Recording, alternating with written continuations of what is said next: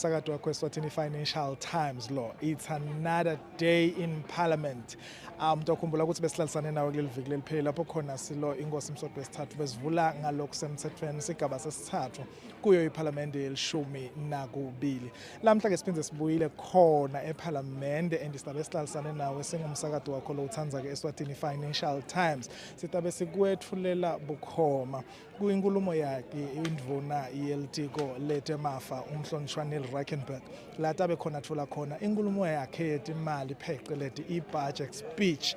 Utabe uhlelisane nathi ke lapha eParliament sekuvele ke kuneminyakato sebakhona ke baphathi bathu tinkampane bakhona abantu futhi labasetindzaweni letikhulu batewulela yona inkulumo yakhe umhlonishwa. Siyakhumbula ukuthi emva kwayo inkulumo yengwenyama inkulumo ye-budget speech ngilenye inkulumo lemcoko ngoba inkulumo yengwenyama ingumkhombandlela bese i-budget yona kuba ke ngilethi cha sitawuphuma sente kanjena salandzela yona i-direction lesinikete yona ingwenyama. You have to stay with us babukele emakhaya sisakuthulela yona i-budget speech. Sitawukhulumisana ke nabo bantu ke bosomafa phecelezi ema-economist lesitawukhulumisa ukuthi ingabe nje ngoba siyibonile yeminyaka lo wendlulile it exceeded 30 billion shothi nje i-exceeded igitsigidzi letingemashumi lamathathu i-budget yalo eminyaka lesisuka kuwo. Simbonile ke uhulumende ushito ukuthi cha utawusukuma vele achubeke ngaye nalonkwe utawuchubeka ngaye nalonkwe aqhubeka sebentele wona eMaswati futhi ethule tona tindzaba tawo eMaswati. Sitabe sikhulumisa i-budget so hlala nathi singumsakazo wakho lothandwa ke Eswatini Financial Times.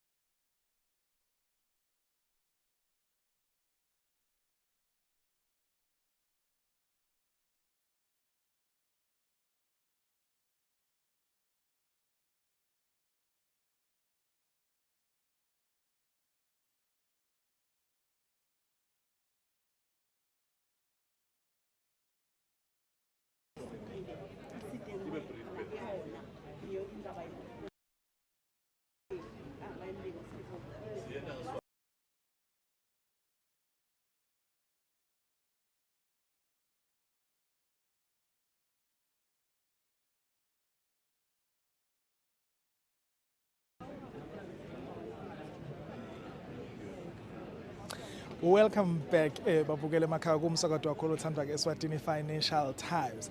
Sikuthembisile ke ukuthi sitabe sikwethulela bukhoma indzaba letendeka khona eParliament eParliament yakangwane khala kalobamba lapho khona imvuna khona yilitiko letemafa umhlonishwa Neal Rijkenberg ethula khona inkulumo yakhe kwabiwa kwato imali ta umnyaka wa 2026.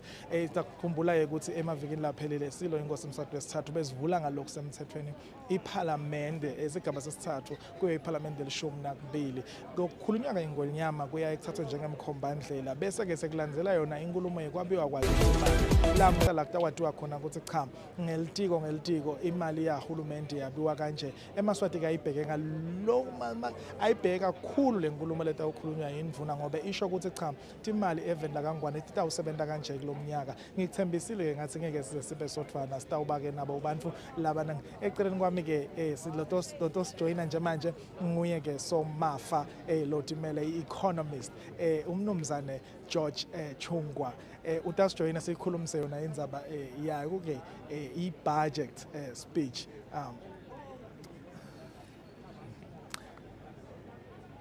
njengoba ngikuthembisile ke ukuthi sitabe sinaye ke somafa wethu an economist Mr. George Chungwa. Mr. George Chungwa, this is Eswatini Financial Times live stream. Welcome. Thank you so much. I'm so glad to be here. It's a very big day, Mr. Chungwa. I've promised our viewers at home that we will be having you just to unpack some of these few things, because them at home sometimes they don't understand a lot of the stuff that is being shared on budget speech. Maybe briefly we can reflect on last year's budget, whereby I think it was the first time which exceeded 30 billion. Maybe what could be your take on that part? Basically, if you look at the last year budget, the key word that you have to pay attention is responsiveness. Yeah, so the budget must be responsive so that it becomes responsible. These are very two key words. If the budget is not responsive, if the budget is not responsible, then it's not going to meet the expectations of the country and also the future projections. So that is why you see the budget sometimes keeps going up, because of responsiveness to the needs of that particular, social economic demands in various sectors. So that is basically why His Excellency the Honourable Minister, and team increase the budget. So you look at the key relevance of responsiveness. If the economy is expanding, then the budget must expand as well. If the economy is shrinking, then the budget also must shrink. That is called responsiveness. Yes, thank you. Mr. George, we've seen recently, and us as a media house, we've been writing about this thing whereby the ministry will talk about cash flow constraints, cash flow challenges. Maybe one at home, our viewers at home, they'll want to understand that when you talk of cash flow problems, what do we exactly mean and how it can impact the economy or just the normal Liswati back there at home? When talking about cash flows, we're talking about the revenue side, which is the money coming in, and also the expenditure side, which is the money going out. So this happens both on the micro and the macro side of the economy, which is basically the macro side, which is the government and these big institutions. Then the micro is basically per capita, households, individuals like you and me. So when talking about cash flow, we are basically addressing issues of money, how money exchanges hands. And not only that, we talk about the value of this money. If we talk about cash flow, money exchanging hands, what value does it create? Does it build more money? That is basically called cash leverage. Or it demands more money, which is cash depreciation. So when we talk about the cash flow, we are talking about how our people, individuals like you and me, make sure that they are financially secured. You are within your spending patterns. You are able to meet your daily needs.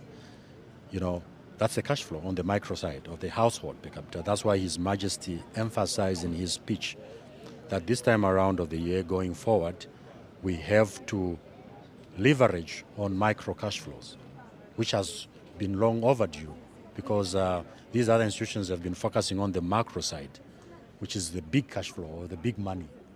So when we talk about cash flow or financial stability, it is where in a situation whereby both individuals and governments are benefiting in terms of exchange value. Okay, thank you, Mr. George.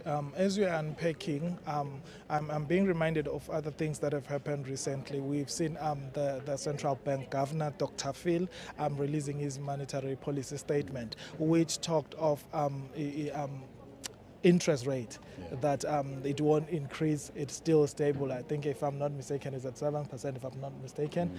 Someone back there at home, people don't understand what you mean there, and they wonder at times, why is it such a big issue that the governor will be releasing such statement? Maybe we can try and unpack it a little bit. For one at home, people do take loans, people do make higher purchases.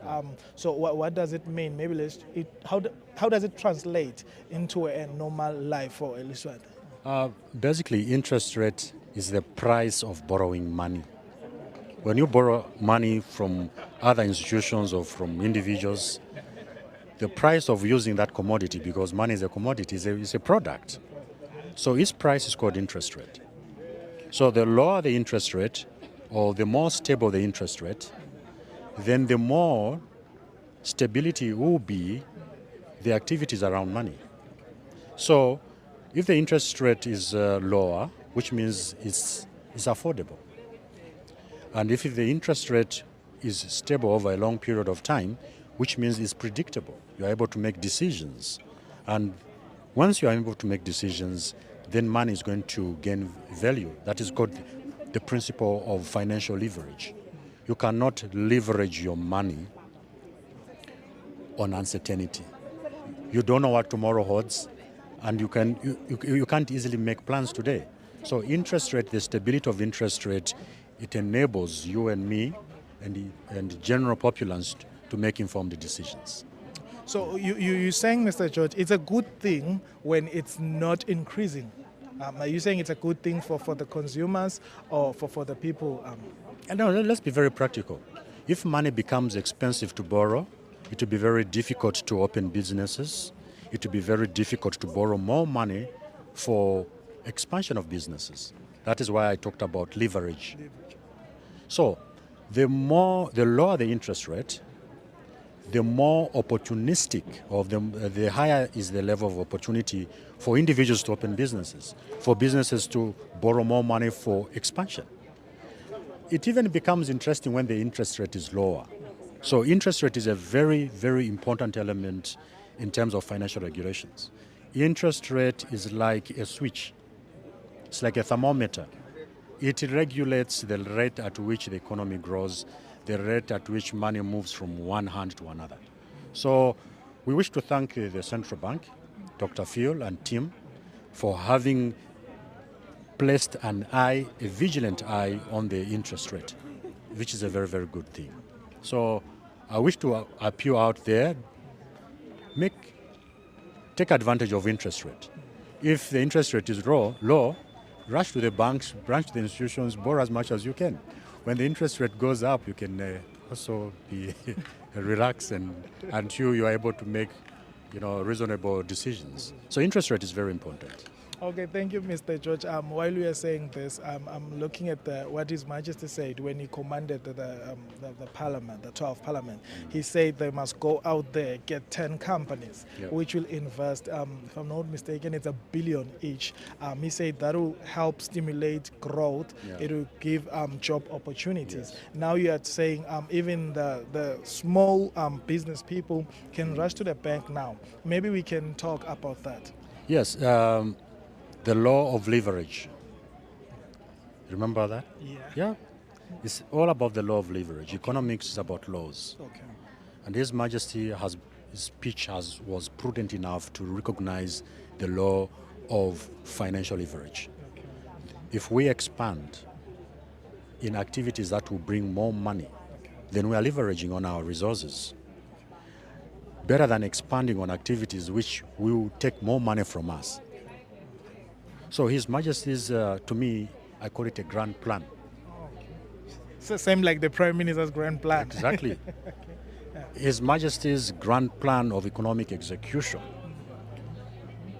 it is literally driven by one important principle, and that is the principle of leverage, economic leverage, financial leverage, whereby you are able to maximize the resources, the limited resources. You maximize them through efficiency, through prudence, so that you can make more resources for tomorrow. So to me, His Majesty's grand plan is basically an interaction, strategic interaction, just like the government's grand plan, which is now being pioneered by the Prime Minister. So to me, is 101 plan on this, how we are going to stabilize our economy, how to rescue our economy from the dangers of uncertainty. This is very important. On the global market, there's a high level of uncertainty. That's why His Majesty says, no. We need to be stable, at least within ourselves. We need to stabilize, even to overtake SACCO, because we've been dependent on SACCO for a long time. So you understand the grand plan for His Majesty's approach. So he's basically emphasizing on the importance of leveraging before it's too late. The global economy is highly unstable, very uncertain. Geopolitical issues are coming in, both within Africa and across the continent. So the sooner, as a country, as an economy, we become prudent, then the better.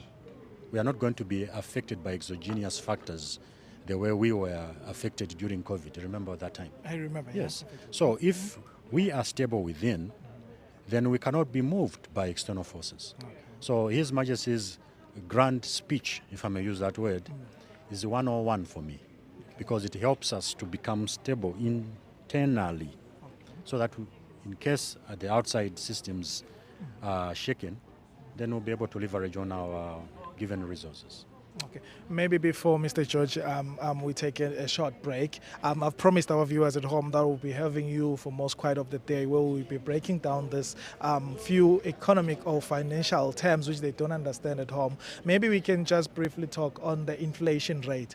It's also another good news that we've seen being shared especially by the consumer index from the Ministry of Economic Planning, which also touch base to the budget, because this is interlinked. So maybe they said for the past 4 months it has been at 2.1%. But our viewers at home, maybe they don't understand what do you mean.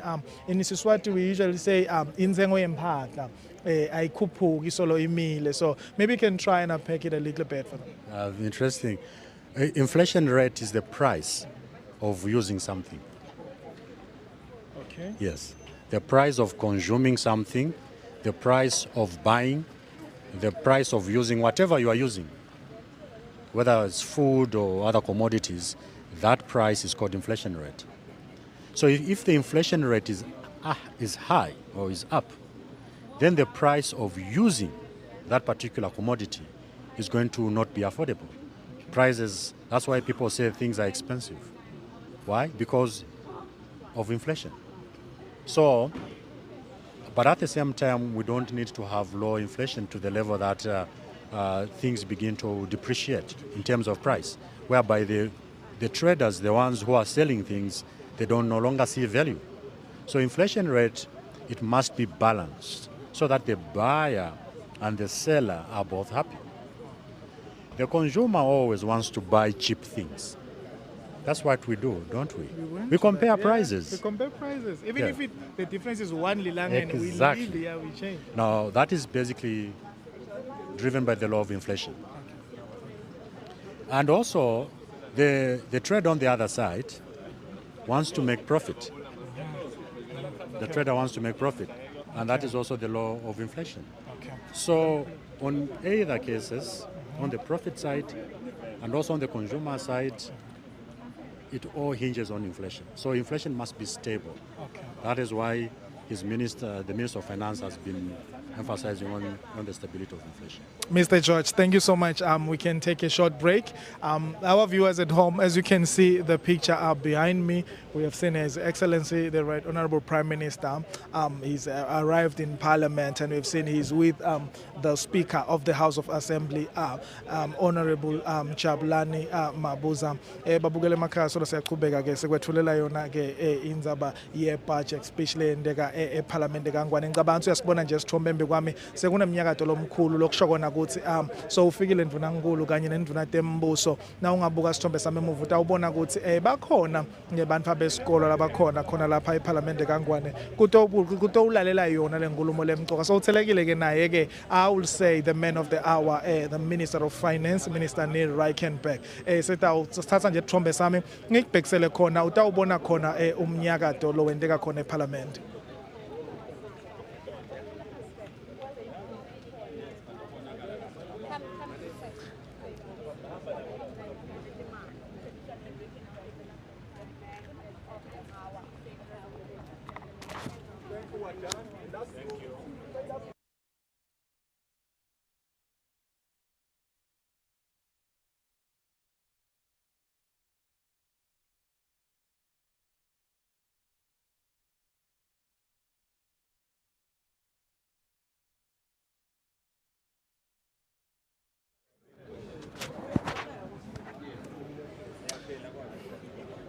Babukele emakhaya umsakato wakho we-Eswatini Financial Times lo uthandzako solo sikhona khona eParliament yaKaNgwane la kalobamba la kalobamba la kalobamba lapho khona kwendeka khona i-budget speech. Siyabona ke ukuthi nawubuka isithombe sami utawubona ukuthi ke ufikile ke mntonankulu umhlonishwa Russell Mmiso Dlamini. Sitawubona ukuthi isithombe lana bathatha nabo bantwana besikolo labete kutawubukela yona kutawulela yona inkulumo yendvuna yelitiko letemafa umhlonishwa Neal Rijkenberg nakwabiwa donate imali emaphakelo ahulumende lokuyinlenye inkulumo lemcoka emva kwenkulumo yesilo uma ivula sitawubona ukuthi injabulo isetulu kakhulu kuyethembisa ukuthi cha vele inkulumo lenye lemcoka lemnandi. Sitawukhumbula ukuthi sakulethela yena ke somafa lotimele Dr. George Chungwa labe kakhulumisa khona akuchazela khona tinshwana letimali abekuchazela kona tinkinga kukhulumisa kona kwethulela kona nje ukuthi ingabe imanjani ibudget ikhulumisa ndzaba inflation. Sitakuniketa ke babukele emakhaya chube kuhlalisana nawo umsakato wakho weSwatini Financial Times lo uthandza kakhulu. Sicela manje ukuthi ke simane sithi shingliti siye timarket.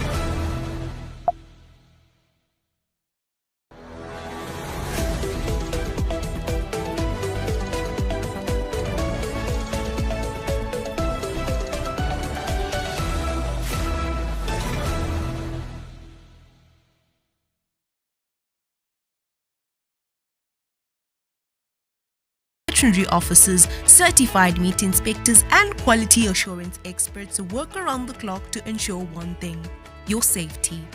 Our abattoir is a hub of precision. Every single beef carcass that comes through our doors undergoes a strict quality testing process, screened for diseases like TB, foot and mouth, salmonella and measles, ensuring nothing short of excellence. This commitment to quality has earned Mbiveni international recognition, proudly certified by the European Union and BRCG's food safety standards, some of the highest in the world.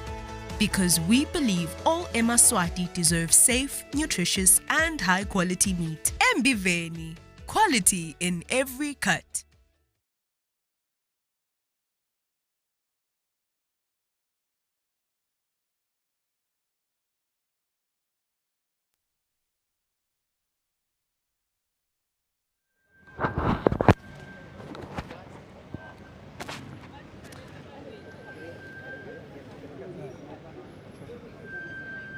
babukele emakhaya kumsakazo wakho lothandza ke-Eswatini Financial Times solo sikhona ePhalamende yakangwane lapho khona induna yelitiko letemafa umhlonishwa Neal Rijkenberg utabethula khona inkulumo yakhe yetimali yekwabiwa kwetimali tahulumende. Honourable Minister, welcome and we appreciate you. It's your big day today. Congratulations for this day, Minister. Thank you very, very much. I'm looking forward to it, and I'm ready for it. Yeah. You're ready for it? Yeah.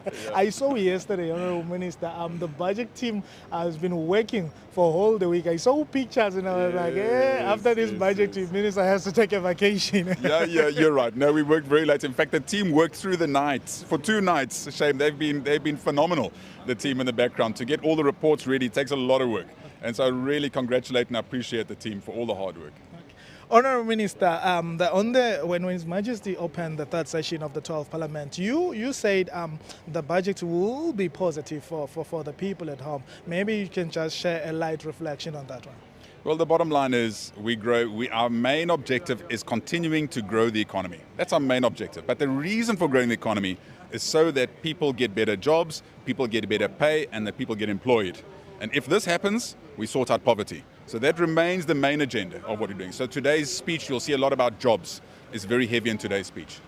Which means we are echoing on His Majesty's directive where he said you need to focus on resource mobilization and also look at companies that can inject to the economy so that you can grow the economy while also creating employment opportunities. Exactly, correct. We're doing exactly that in today's speech. Honourable Minister, we hope to see you after this budget speech. Thank you so much and congratulations. Thank you so much. Thank you. Okay. Every day behind the scenes.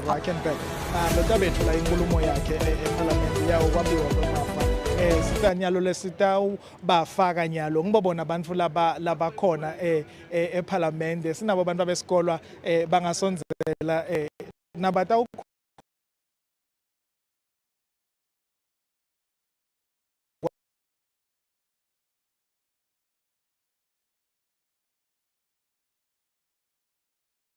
Yeah, thanks, and how are you?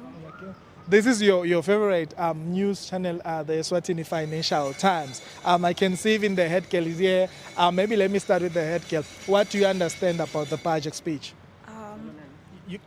You can even share your name first. My name is Tema Pele Shawang. Currently doing Form 5 in Hlambeni High School. So, I understand that a budget speech is money allocated for a specific needs of the country. My expenses, towards the different departments. Yes, I understand that. That is very, very, very, very, very great, head girl. These are projections, and this government is saying we are projecting that we'll be spending so much, and it's allocated to the different ministries that we know. We are just speaking to the Minister of Finance, Honourable Neal Rijkenberg, who is the one who will be presenting the budget. What's your expectations? Because you guys, you know that education is one of the vital sectors in the country. So what are your expectations on this budget? I expect to get Like You can also speak in Siswati free. I expect to go to a high school like kube maybe a free education khona because a lot of children bafike bayekele esikoleni hayi ukuthi bayafuna but because kude imali emakhaya yabo and then maybe yabona lokho bese sekudestroya kakhulu le future yabo even towards labamfana nabalabafunako lokufunza.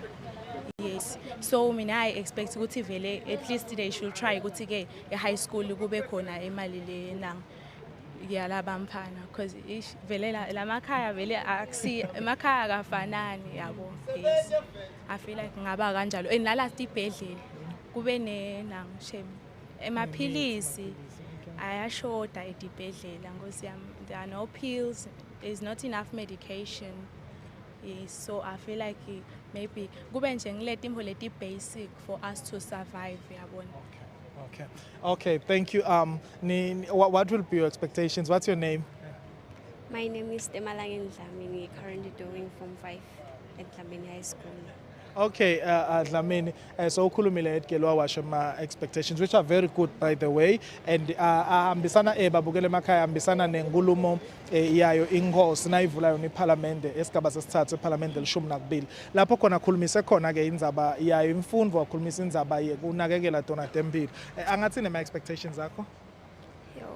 Ngi-expecte ukuthi ikhulise ngala education.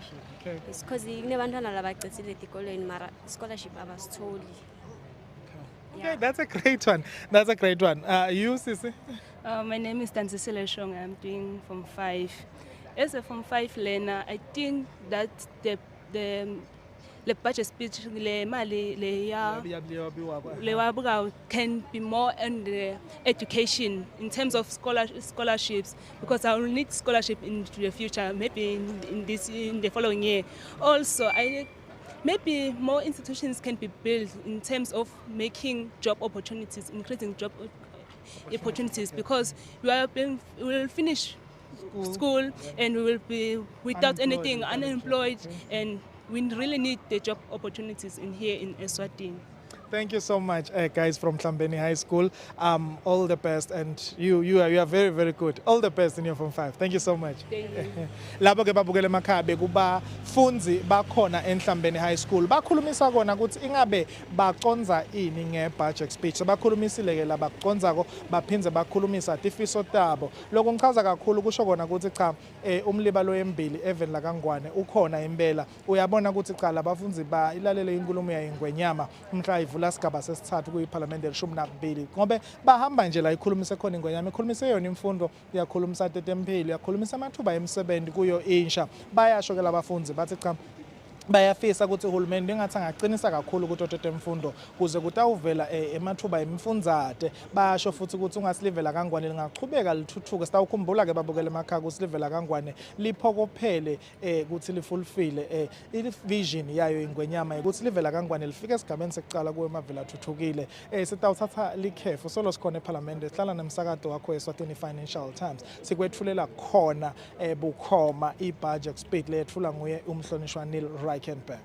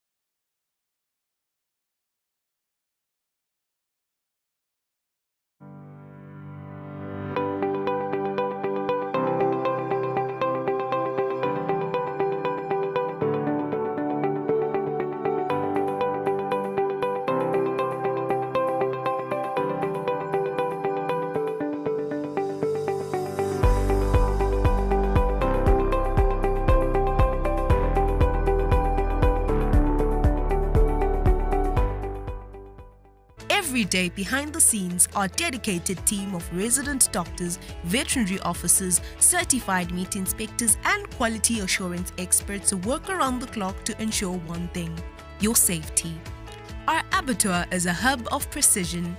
Every single beef carcass that comes through our doors undergoes a strict quality testing process, screened for diseases like TB, foot and mouth, salmonella, and measles, ensuring nothing short of excellence. This commitment to quality has earned Mbiveni international recognition, proudly certified by the European Union and BRCG's food safety standards, some of the highest in the world.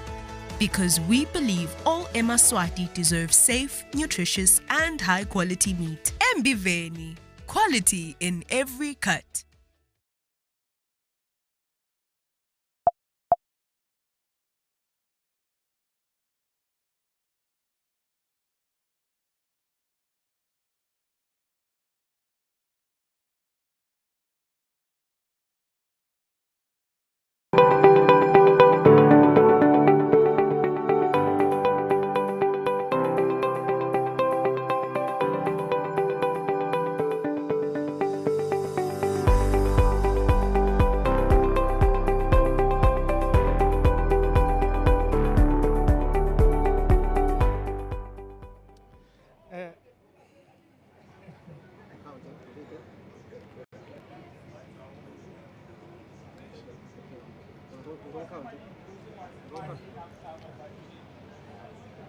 Asiphinde sinamukele babukeli bamsakazo weSwatini Financial Times. Solo sikhona khona ke eParliament yakangwane lapho khona induna yelitiko letemafa umhlonishwa Neal Rijkenberg atowethula khona inkulumo yawo kwabiwa kwetimali tahulumende. Angihambi ngedwa ke longijoyinako nguwe umhlonishwa induna yelitiko lato kulima umhlonishwa babe Mandla Chauka. Sikuvusele induna lamhla eParliament. Siyavusela msakati, siyavusela nasesiveni na kulabo labalalele liphimbo lakho namuhla. Ndvuna yenkosi singete sakubambelela nje ngoba sowukhona umnyaka eParliament. Kungaba kukhulumisa nje ukuthi litiko la agriculture lingcenye yematiko lamakhulu even la kangwane ngoba umnotho wethu weyame khona. Ingabe nje indvuna ingabe ilinzeni nje kuye inkulumo yendvuna yelitiko letemafa. Lesikulinzile kokucala ukuthi kube netimali letawubhekana netidzingo telive likakhulu kulomkhakha wetekulima. Ingwenyama ke ikhulumile kakhulu ngendzaba yokuthi kufanele ukuthi ngabe sesafika ku self sufficiency ekudleni. Lesikuvamise ukubita thina ukuthi food sovereignty. Sibhekile ke ukuthi kutholakala imali letawukhona ukuthi kwendeke lokho. Sifakile ticelo lethambelana nokuthi sicommercialize lokulima. Silime imihalo njengoba kumbe ncela amanye amave enda. Sicelile futhi imali temadamu kuze ukuthi sitokhona kusecurity sivulo sethu njengoba sibona nje lonyaka litulu line labalinenge labalihle kodwa nyalo selibalela lombila selubulele kakhulu bomikli nabo lofeld. Kube ngabe besinemadamu lanele ngabe siyalisela nyalo lombila uthi utokhona kuphumelela. So sibhekile ke ukuthi kukhona esakuthola lapho kuze ukuthi sibhekane naleso sidingo lesikhona eveni lelo mudze welive nasathi thathi kwesikwende. Lokunye sikubhekile ukuthi sithole ukusekeleka ekulweni nesifo seFMD likakhulu ekuvuseni lantindalada letvimbele FMD lesetiwile evele. Lokwenda ukuthi FMD khona ongela kalulu. Siyacela ke siyathemba lokuthi imali tikhona lesathola ngoba vele sicelile kuze ukuthi sitokhona kubiya sivikele live kuze ukuthi kusasa singapho kuhlaselwa FMD. Ndvuna nje kafishane nje sengikukhulula ndvuna yenkosi kuyona lendzaba yeFMD sibonile ukuthi netimarket etsikametekile. Ingabe likhona nilithemba lokuthi tingahle tibuye masinyane uma ngabe likhona live kulwa nalesimo. Titawubuya timarket nyalo nje siphakamise ihlelo lokujova tonke tinkomo evele nakulesithi national mass vaccination. Kuqale ngalesibili kuleviki eliphelile liyaqhubeka sethemba ukuthi etinyangeni letine sizabe sesijove tonke tinkomo sikhona ukunqoba lesifo. Nase sisinqobile sitawuphinza bese siyabuyela siya-apply ukuthi sikhona ukuthola kungena etimarket temhlaba sithengise njengoba besithengisa. Tiyehlukana ke leti market kukhona lesingakhola kusheshe singene kuto nangabe sesifike lapho khona sithi si free with vaccination. But kukhona leti vele flat sibe free without vaccination. letho thatha licane lokumendeka libe iminyaka lela kumibili noma lemithathu going forward, but leti amukelako ukuthi na ujona so ujovile sokukahle singakhona kungena kuto even noma within 6 to 9 months nasesisinqobile lesifo. Nduna yenkosi siyabonga kakhulu isikhathi sakho senifisela lokuhle nelitiko. Siyabonga. Loyo ke bekuyindvuna yalo litiko letekulima umhlonishwa Mandla Chawu kakhulumisa kona labakubhekile balitiko kuto ke tindzaba tekwabiwa kwetimali. Sitawukhumbula ukuthi solo singumsakazi wakho Eswatini Financial Times sikwethulela bukhoma lokwendeka khona eParliament yakangwane. Solo sitawuchubeka ke siyakusakatela seyitawuqala nje inkulumo yayo indvuna ngekhathi lapho sitawuthatha khona tindzambo tethu sitibhek sekhona kepha singakatibhekisi khona sitawukhulumisa indvuna yalo litiko letisebenzi lokungumhlonishwa phela Buthelezi lo litiko lakhe kungilelinye futhi litiko lelimcoka kakhulu and ngoba tisebenzi eveni lakangwane tinenge kakhulu babukele emakhaya njengoba ngikuthembisile ukuthi sitaba nayo indvuna yelitiko letisebenzi umhlonishwa phela Buthelezi sikuvusele indvuna yenkosi. Siyavusela mfana Nkosi, siyaphila sivusela nababukele emakhaya. Siyabonga kakhulu indvuna yenkosi sikhulumisa yona indzaba yekwabiwa kwadotimali lamhla eParliament ngilelinye ke ilanga lelikhulu leli emva kwebe ingwenyama ivule ngalokusemthethweni isigaba sesithathu kuyiParliament elishumi nakubili. Mhlambe nilitiko ndvuna ningasho nje ukuthi ingabe yini mhlambe lenikulinzile kuyo inkulumo yayo umhlonishwa indvuna yetemafa. Siyabonga umbuto mntwana babe silitiko njengoba ubutile lesekulinzile kuthola kumbe imbasha leyanele ukuthi sikhona ukuchubeka sinike bantwana beMaswati leyo mifundzate njenge kusungunyiswa ingwenyama ekutheni bantwana beMaswati abangahlali bangaqeqesheki kuze live lithuthuke. So sibhekile ukuthi ibudget itawusenda sikhona ukuchubeka eminyakeni belesibambisa litiko letemafa ngadoti imbasha noma tingeneli wonke umuntu kodwa nje besikhona kusebenza siyethemba thola lokutawenda sikhona kuchubeka kusebenza njengoba wathi ukuthi kube nama-improvements kuboma allowances nalokwanaloko yabo book allowance nalokunye lokwehlukahlukene siyethemba lo silamaphakela atawusenda sikhona nje ukuthi sibambe lesimo sinike bantwana timbasha ngendlela ebhekekile njengoba kadze nje wagcina kuvotsi bantwana batelekile ngendzaba yetimali kubanjiswa nguye uhulumende wengwenyama litiko nje liyakuthokozela kakhulu isupport lebe seyithola litiko letemafa naleminye ke imisebenzi yema-inspections tawathi ukuthi emisebenzini kuhle kuba naleto tinkinga nje kudzinga ilitiko lambele yongenelela siyethemba ukuthi ibudget lesitayithola itawenda sikhona ukuchubeka kulandzelela tindzaba tenhlala kahle yetisebenzi tindzaba tekulamula la kungasevuwana khona kwenta ima-inspections la kufanele khona kuchubeka nje nayo mandate yelitiko siyethemba lapho ukuthi nakukuhle ke lo litiko letemafa sitawuthola ukutawenda sichubeke sitsinkwe kule mandate lesayithola engwenyameni nakhona esibayeni lapha eMaswati abeka khona usesebenzi etikweni letisebenzi nakuna kule bakubhekile bese sahamba kahle ngekubanjiswa ngefinance siyethemba litiko litawuchubeka lesibambise kulo. Nduna yenkosi siyabonga sakho ungakambi ngaba nje ukubongela nduna sowushido indzaba yokukhula kwayo imifundzate sibonile lendzaba yokukhuliswa kwamalo siyakubongela nduna and sinifisela lokuhle nelitiko. Siyabonga kakhulu siyabonga mntwana bami. Loyo ke bekuyindvuna yalo elitiko letisebenzi umhlonishwa Phila Buthelezi akhulumisa yona indzaba yekuthi babukeni balenzeni balitiko siyabonga kakhulu babukele emakhaya ukuthi uchubeke kuhlalisane nomsakazi wakho lo uthandza komsakazi weSwatini Financial Times lapho khona sikwethulela bukhoma linkulundeka khona eParliament indvuna yelitiko letemafa itawuthula ke inkulumo yawo yekwabiwa kwetimali kuwo mnyaka wa 2026 setikhulumile ke tindvuna bakhuluma ke nesive ukuthi balinzeni kuyo lenkulumo lemcoka nakangaka chubeka kuhlalisane nathi eParliament singumsakazi wakho eSwatini Financial Times sicela utshele nalomunye ukuthi asonzele avule yona licingo lakhe angene enkundleni tekuchumana ungasifollowisha kubo Facebook ungaphinza usihlole kuyo YouTube lapho khona sakata khona phasi kwelikhasi lethu eSwatini Daily News sithatha likhefu sichike khona etimakethe.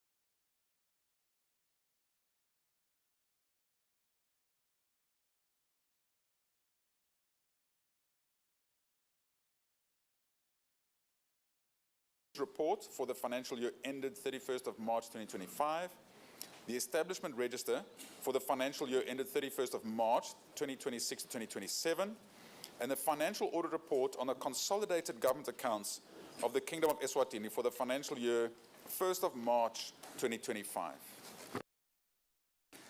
Thank you very much, Minister. Please go ahead and table the reports as read.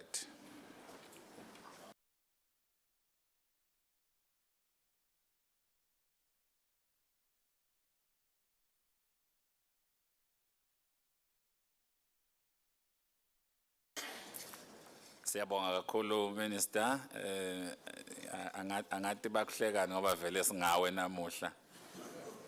Siyabonga nduna yembuso. Mr. Clerk.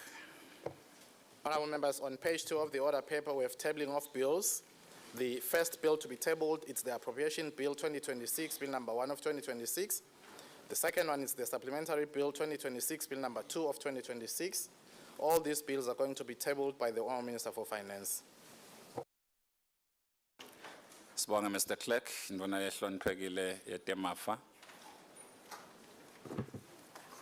Thank you, Honourable Speaker. Honourable Speaker, with your permission, I'll leave the House. May I please table the Appropriation Bill 2026, Bill number 1 of 2026, and the Supplementary Bill 2026, Bill number 2 of 2026. And Honourable Speaker, they both come with certificates of urgency. Thank you, Minister. Please go ahead, Minister, and table the bills.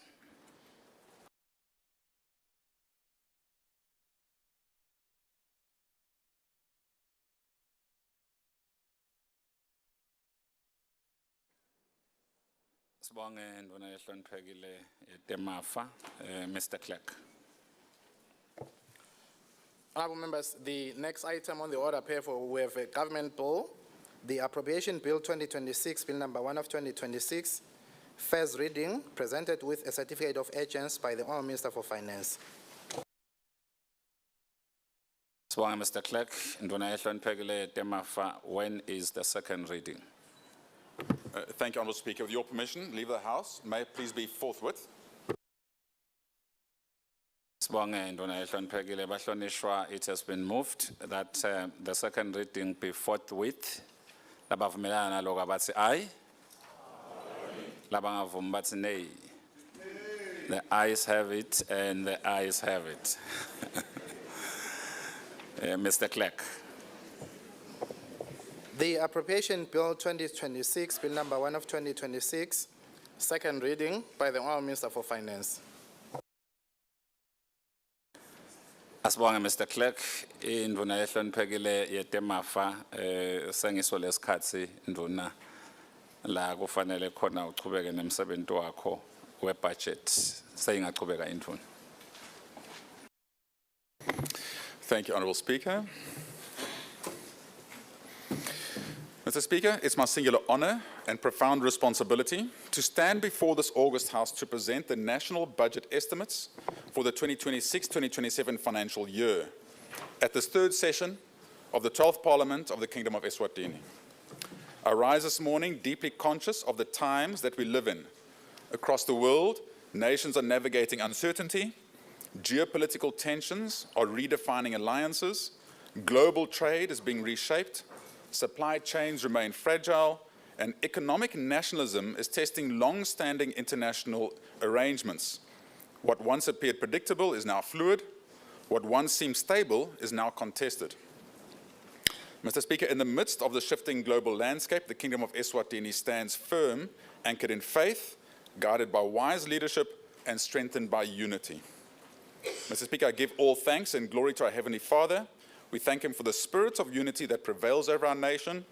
This year, we are guided by the principle of agape, the highest form of love, which seeks the well-being of others above oneself. As the word reminds us in 1 John 3:18, dear children, let not love with words and speech, but with actions and in truth. This budget is designed to be that action. It is a testament of our commitment to love and serve every Liswati in truth. The theme this year of our speech is agape love, love in action for economic transformation. Agape love is not sentiment, it's not passive, It is sacrificial, it is disciplined, it's responsible. It's the kind of love that chooses the greater good over personal comfort. It's the love that builds institutions, strengthens families, pays taxes honestly, fights corruption, and serves the nation faithfully. Mr. Speaker, a budget is more than numbers. It's a moral contract. It reveals what we value. It reflects who we choose to protect. It determines the future that we are building. This year's budget is built on agape love. Love for the child in the rural classroom. Love for the unemployed seeking opportunity. Love for the farmer battling climate shocks. Love for the worker who rises before dawn. Love for the elderly citizen who depends on dignity. And love for future generations who will inherit the consequences of our fiscal decisions. His Majesty the King has consistently called upon us to build a nation of unity, discipline and integrity. During the opening of Parliament, His Majesty has reminded us that service delivery must improve, corruption must be uprooted, medicines must be supplied, and the youth must be empowered. This budget responds directly to that call. Mr. Speaker, agape love also demands accountability and good stewardship. We cannot seek to love while tolerating waste. We cannot speak of prosperity while enabling corruption. We cannot speak of progress while avoiding discipline. Mr. Speaker, never before in recent history has the global order appeared so uncertain. Protectionism is rising. Major economies are reprioritizing domestic interests. Aid flows are being reduced. Major trade agreements are under strain. Climate shocks are intensifying. Small open economies like ours cannot control these global forces, but we can control our response. Our response is this: we'll strengthen domestic revenue mobilization. We'll protect fiscal sustainability. We will invest deliberately in growth. We will accelerate reforms and we'll build resilience. While others retreat inwards, Eswatini moves forward with clarity and courage. We are building dams and irrigation schemes. We are building digital systems and financial transparency. We are building energy independence. We are building factory shells and manufacturing capacity. We are building institutions that will outlive us. We are building a culture of accountability. Mr. Speaker, over the last several years, we prioritize stabilization, strengthening reserves, improving debt management, upgrading our credit rating, firming up tax administration, and restoring investor confidence. That foundation is now bearing fruit. This budget marks a transition from stability to acceleration. It's a pro-growth, pro-discipline, pro-investment budget. We are increasing capital expenditure because we understand that growth is not accidental, it is constructed. Infrastructure, energy security, water security, digital systems, and industrial capacity are not expenses. These are investments in national productivity. But growth without discipline makes us fragile. Therefore, while we invest boldly, we must remain fiscally prudent. Agape loves demand that we do not burden our children with reckless debt. Mr. Speaker, one of the most significant institution reforms undertaken by government in recent years is the successful implementation of the first release of the Integrated Financial Management System, referring to UMSEBE IFMIS. For the first time, ministries and departments utilized a fully integrated digital platform for planning and budgeting. This reform marks a decisive shift towards program-based budgeting, enhanced fiscal discipline, real-time expenditure monitoring, and strengthened accountability. The system reduces opportunity for waste and irregular expenditure, it improves transparency, and aligns public spending directly with the National Development Plan and the Programme of Action. UMSEBE is not merely a technical upgrade, it's a structural reform that will permanently improve how government manages public resources. Mr. Speaker, after years of planning, construction, and strategic investment, the International Conference Centre will be officially opened on the 25th of April 2026 and opened by His Majesty the King. This milestone represents far more than the completion of infrastructure.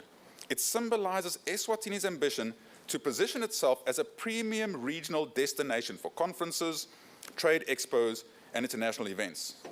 Its completion reflects government's long-term vision of diversifying the economy and strengthening the country's presence in regional and global platforms. Mr. Speaker, government has taken decisive action to addressing long-standing challenges with availability of medicines in public health facilities. The legislation transforming the central medical stores to a standalone statutory entity has now been passed. This reform will establish an accountable, professionally managed institution with end-to-end visibility of medicine procurement, storage, and distribution across government. The new structure will modernize supply chain management, reduce stockouts, improve forecasting accuracy, and strengthen governance. This transformation is a critical step towards restoring confidence in the health system and ensuring reliable access to essential medicines for all eMaswati. Mr. Speaker, through an important revenue administration reform, government has raised the declaration thresholds at our borders to 10,000 emalangeni. This policy adjustment has encouraged greater compliance and transparency among travellers and traders. Early indications show that marked increase in declaration of goods, strengthening customs monitoring, and positive impacting of the SACU-related receipts. By simplifying compliance while targeting enforcement, this reform improves revenue integrity without increasing tax rates. It reflects our broader strategy of widening the tax base through compliance rather than burdening the already compliant taxpayers. Mr. Speaker, the implementation of a comprehensive salary review marks a significant milestone in strengthening morale, fairness, and professionalism amongst the public service. Following extensive consultations through the Joint Negotiations Forum, government implemented Scenario 3 of the Salary Review Report, including phased adjustment and structured back pay arrangements. This reform addressed long-standing disparities, particularly with the security forces and critical public service sectors, while maintaining fiscal sustainability through a staggered implementation. A motivated and fairly compensated public service is essential for improved service delivery, institutional stability, and economic confidence. Mr. Speaker, the government's made structural progress in expanding domestic energy generation capacity through recently signed power purchase and grid connection agreements. These include solar projects, a 40-megawatt biomass facility, and the Lower Makutuza hydropower plant, all currently advancing towards implementation. These projects will significantly diversify our energy mix, reduce dependency on imported electricity, create employment opportunities, enhance tariff stability, and support industrial growth. Energy security is a prerequisite for sustainable economic development, and these energy investments position Eswatini firmly on a path towards greater renewable energy independence and environmental sustainability. In addition, the government has issued notices of intent to award contracts of up to 1,000 megawatts to 9 independent power producers. These IPPs are currently at various stages of project development, and the government expects to finalize the awards within the current financial year. Mr. Speaker, Eswatini's economic growth trajectory remains encouraging, supported by infrastructure expansion, private sector investment, manufacturing recovery, and public sector reforms. The economy has demonstrated resilience despite global uncertainty. Sustained growth strengthens government's revenues, improves debt sustainability, and creates employment opportunities for our people. Importantly, this growth is increasingly supported by capital investments and productivity improvements rather than consumption alone. Maintaining this momentum remains central to our medium-term fiscal strategy. Mr. Speaker, investor confidence in the Kingdom continues to strengthen independent assessments, including reports from the multilateral institutions such as the World Bank, which have acknowledged improvements in regulatory processes, digitization of services, and institutional reforms that enhance the ease of doing business. The operationalization of the business one-stop shop, improvements in customs processing times, and the enhanced financial sector regulations have reduced transaction costs and improved predictability for investors. The oversubscription of our sovereign bonds and sustained capital inflows further affirm that Eswatini is increasingly viewed as a credible, stable, and investor-ready destination. Mr. Speaker, agape love means celebrating progress but not becoming complacent. We still face youth unemployment, high poverty levels, climate vulnerability that's decimating our road infrastructure and agriculture, and global trade uncertainties. Therefore, this budget is not a celebration of arrival, it's a declaration of intent. The global economy has exhibited resilience amid the emerging policy shifts. Since the beginning of 2025, global growth is projected at 3.3% in 2025 and 2026, before easing slightly to 3.2% in 2027. The US implemented a series of new tariff measures not seen in a century and adjusted several trade deals with key trading partners, which impacted prices, investments, and consumption. Although adaptation policies, along with front-loading of trade by most economies, supported resilience in 2025, the global outlook remains fragile. These factors, together with lingering effects of trade tensions and prolonged policy uncertainty, are expected to weigh down on growth in 2026. Global growth, therefore, remains below the pre-pandemic average growth of 3.7%. Growth in advanced economies is projected at 1.5%, both in 2025 and 2026, supported by easing financial conditions and continued fiscal support. In sub-Saharan Africa, growth is projected to remain steady at 4.1% in 2024 and 2025, and rising modestly to 4.4% in 2026, supported by macroeconomic stabilization and reform efforts by many countries. South Africa's economy is expected to grow by 1.2% in 2025 and 1.6% in 2026, attributed to an improvement in stable power supply mainly. Several countries in the sub-Saharan Africa region have previously enjoyed preferential access to the US market under the AGOA Act. However, the Act lapsed in September 2025, causing investment uncertainty in beneficiary countries. On February 3, 2026, however, President Trump signed legislation reauthorizing AGOA through to December 31, 2026. This one-year extension provides limited continuity for duty-free access to the US market for eligible nations, backdated to September 30, 2025. The Eswatini economy has remained resilient despite ongoing economic challenges. In 2024, real GDP growth is expected to moderate at 3%, down from 3.5% in 2023, reflecting weaker consumption demand, resulting in the contraction of 3.3% in wholesale and retail trade services, as well as reduced agricultural activities due to a decline in animal production. However, it was partly offset by a strong rebound in manufacturing, which grew 7.8%, supported by improved external demand and agro-processing activities due to a strong recovery in crop production. Mr. Speaker, preliminary estimates of 2025 reflect that GDP growth of 5.6%, anchored by robust public and private sector investments in line with the implementation of infrastructure development plans. Major infrastructure projects, including the Mbageni Dam, under the Konungwavuma Water Augmentation Project, energy projects, expanded ICT services, sustained growth momentum in the manufacturing industry, and private sector investments, boosting the construction sector by 17.1%. Wholesale and retail activities grew by 9.7%, boosted by consumer demand and rising real wages in the public sector, which contributed 1.35 percentage points to the 2025 growth. Manufacturing also recorded sustained growth of 2.9% in 2025, underpinned by increased activity in the textile sector, food processing, and other manufacturing industries, which include domestic appliances and non-metal products. The information and communication sector expanded significantly by 38.2%, reflecting continued investment in digital infrastructure. On the negative side, the mining sector posted poor performance, declining by 1.3% in 2025, reversing the strong growth record in 2024.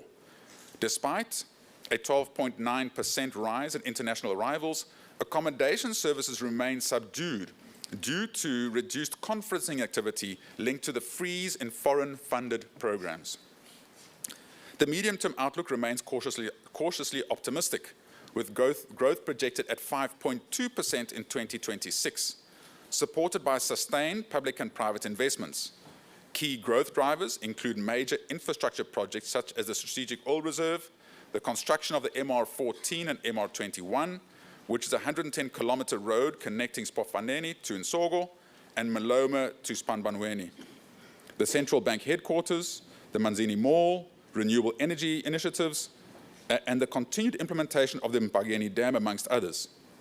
Moreover, the manufacturing industry is anticipated to benefit from increased external demand and private investment, while agriculture is expected to remain resilient despite climate-related challenges. The tertiary sector is also projected to benefit from the continued investment in ICT services, transportation, and tourism. However, downside risks remain elevated.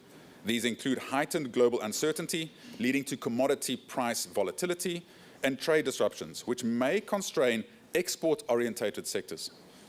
Additionally, climate-related shocks pose significant risks to agriculture production and could delay the implementation of major construction projects. Mr. Speaker, inflationary pressure remains generally contained in 2025. Annual consumer inflation averaged 3.2% in the 11 months to November 2025, down from 4% over the same period in 2024, with inflation in the second half of the year constantly below 3%. This moderation was mainly driven by lower food and transport inflation, reflecting declines in the prices of key food items such as rice and dairy products, as well as slower increases in sugar and reductions in domestic fuel prices. Transport inflation also eased in line with lower fuel costs and lower increases in vehicle purchasing prices, supported by a decline of about 15% in international Brent crude oil. In addition, price increases for housing, rentals, and utilities moderated in 2025 compared to 2024. However, upward price pressures are observed in alcoholic beverages and tobacco, largely reflecting higher sin taxes. In the medium term, international oil prices are expected to remain broadly stable, implying a muted impact on domestic headline inflation, particularly for transport and food components. Nonetheless, recent public sector wage adjustments, higher bread prices, and lingering base effects are projected to exert upward pressure on domestic inflation. As a result, inflation is expected to rise modestly to about 4% in 2026 and 3.8% in 2027, compared to an outturn of 3.2% in 2025. Mr. Speaker, Eswatini's external sector position is projected to weaken in 2025, with the current account surplus declining from 1.9 billion emalangeni in 2024 to about 546 million. This narrowing of the surplus is mainly driven by a faster increase in imports than exports, reflecting higher demand for imported goods and services associated with the implementation of mega projects. The acceleration of imports of both goods and services is expected to persist into 2026, thereby exerting additional pressure on the current account. Furthermore, Eswatini continues to be a net recipient of foreign direct investment from the rest of the world, which supports capital formation and job creation, but also results in higher outflows in the income account in the form of dividends and interest payments to foreign investors. SACU is expected to increase by 13% in the 2026-2027 financial year, rising from this year's 10.4 billion emalangeni to 11.7 billion emalangeni. In addition, the secondary income account surplus is also projected to decline to 11.8 billion in 2025 from 13.6 billion in 2024, reflecting a 20.4% reduction in SACU receipts for the 2025-2026 relative to the 2024-2025 financial year. Governments will continue to closely monitor developments in the external sector and pursue policies that strengthen export performance, promote domestic production, and safeguard external sustainability. Mr. Speaker, in 2025, the Central Bank of Eswatini pursued an accommodative monetary policy stance in support of economic recovery and also reduced the discount rate by a cumulative 25 basis points from 7% to 6.75% in May 2025, maintaining this stance to date.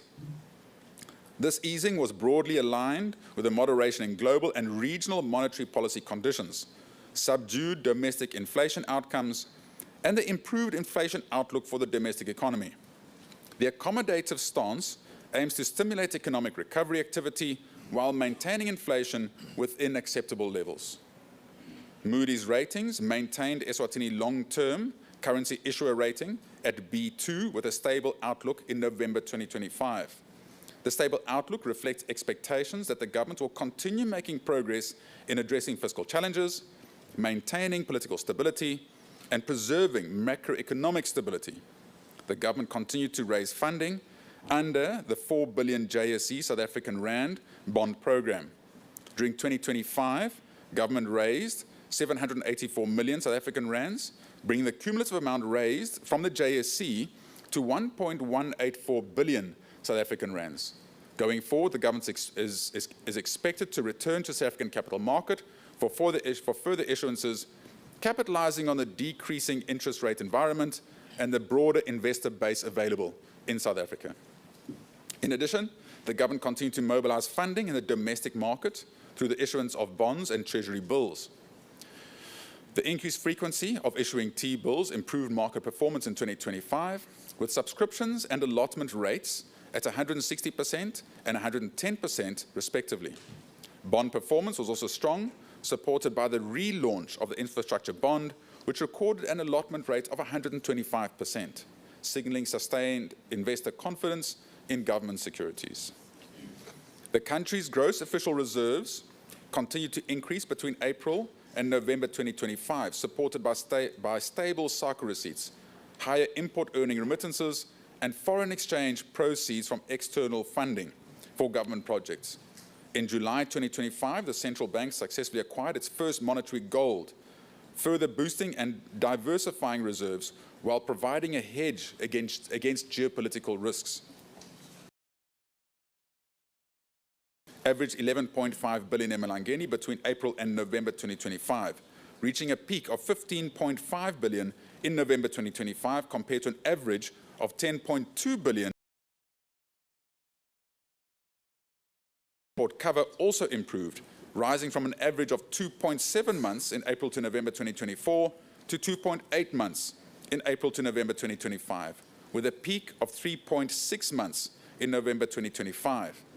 In the short to medium term, reserves are expected to be further supported by an increase in cycle receipts in the 2026-20 Eswatini, expanding access to financial services. Progress was also made in sustainable finance through the development of the Eswatini Green Finance Taxonomy, alongside the implementation of a trade verification system. Digital transformation advanced through improved management of private sector external debt and regulatory approvals, while financial inclusion was supported by removing charges on the first digital wallet withdrawal per transaction effective March 2025. Significant progress was achieved in strengthening the national payment system in line with regional harmonization goals. The central bank, working with government and supported by the World Bank, drafted national payment system regulations to operationalize the National Payment Systems Act of 2023. These regulations will enable the licensing of a broader range of payment service providers than what prevails at present. Implementation of the Eswatini payment switch continued with all banks and non-bank participants, which is now connected to the FOS payment platform, enabling instant domestic payments 24/7. And further expansion is planned to include QR code payments that will enable merchants and government payments that will be processed seamlessly using your smartphone. In essence, what used to take up to 24 hours to transfer money between banks now takes 2 seconds. Mr. Speaker, the Eswatini banking sector remains broadly resilient, supported by adequate capital and liquidity buffers. As at September 2025, the capital adequacy ratio stood at 15.8%, well above the minimum regulatory requirement of 8%. While the sector remained profitable, the non-performing loans ratio increased slightly to 7.1% in September 2025. Liquidity conditions improved, with a liquid assets to deposit ratio reaching 34.3% during the review period. Although concentration risks remain elevated, stress test results confirm resilience to moderate shocks. However, vulnerabilities to large borrower defaults persist. The insurance and pension sectors continue to serve as an important stability anchors within the financial system. Pension funds assets increased by 11.4% to 55.8 billion emalangeni, representing 57.1% of GDP and 34.4% of total financial sector assets.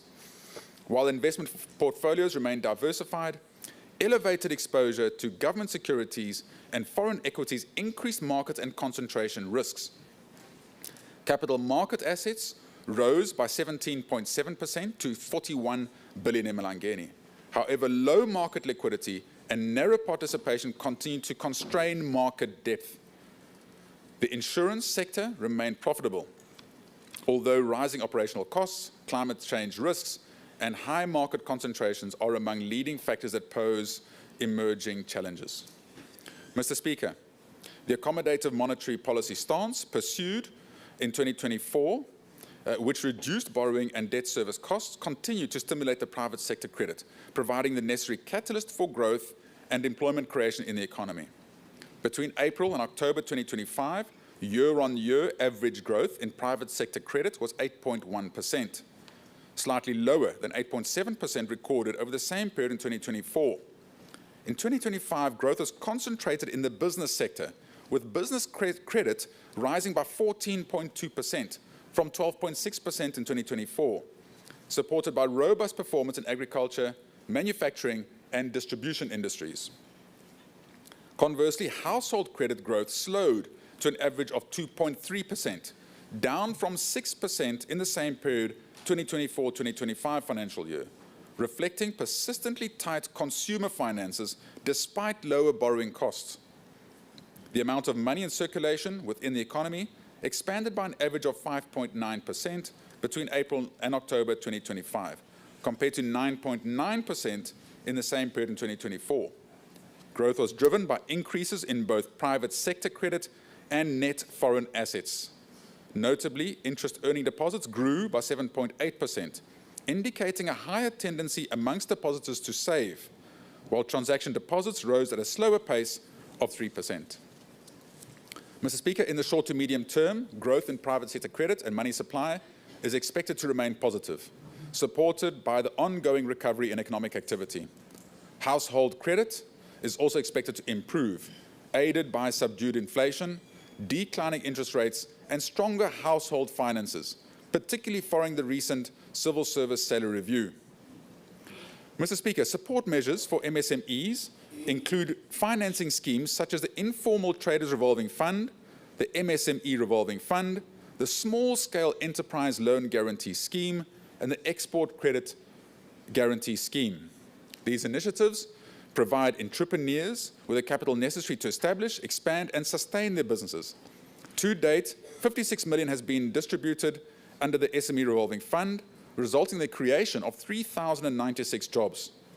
Additionally, the Small Scale Enterprise Loan Guarantee Scheme has supported 146 businesses to the value of 35 million emalangeni, further supporting enterprise growth and employment creation.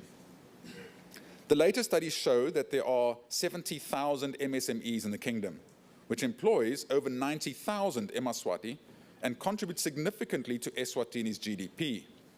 74% of these MSMEs are located in the rural areas and are mainly concentrated in the retail sector. The agriculture sector is the most dominant in terms of employment. Government provides support for 123 businesses through the incubation program, which helps SMEs to develop their business acumen and grow their businesses. Through MSME capacity development and sector support program, which targets MSMEs that are not under the incubation program, government capacitated over 1,500 entrepreneurs from different Tinkundla on entrepreneurship, business planning, and financial literacy. Mr. Speaker, the international finance architecture is changing swiftly, with a rapid decline in aid, making the shift towards trade inevitable. Eswatini's response needs to be equally swift and targeted in order to find a sustainable solution to the financing gap for small businesses, who represent the backbone of our economy. Under the leadership of His Majesty the King, we are championing the establishment of a continental blended finance mechanism called Africa Strategic Investment Alliance, AFSIA, founded on the Africa Union Summit decision, which will enable us to provide collateral-free loans to MSMEs, women and youth, as well as build digital and financial literacy nationwide. working under the collective umbrella with other African Union member states, DFIs and private sector companies, will be able to attract additional funding for small businesses by leveraging technology. We have provided 10 million emalangeni in this budget to establish this entity. Government will launch an interministerial committee to oversee the country program and the establishment of a regional head office for Southern Africa for the Africa Strategic Investment Alliance, AFCIA, in the Kingdom of Eswatini. Joining AFCIA positions the Kingdom of Eswatini to boost its trade under the Africa Continental Free Trade Area, attract investment flows from South Africa, increase digital and financial inclusion for marginalized groups, including people with disabilities, and increase youth unemployment through the country program that will be initiated during the second quarter of 2026. Mr. Speaker, factory shells remain a cornerstone of government's industrial development strategy. They provide ready-to-use infrastructure that enables investors to commence operations without delay, thereby reducing the time and costs associated with establishing businesses. This approach removes a major barrier to investment, particularly in the manufacturing sector, and sends a strong signal of the government's commitment to supporting industrial growth.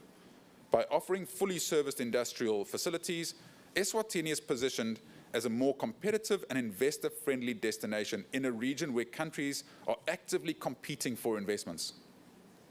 The government has completed and handed over the Kamula and Nzevane factory shells to investors. These facilities are expected to create a combined total of 1,500 jobs.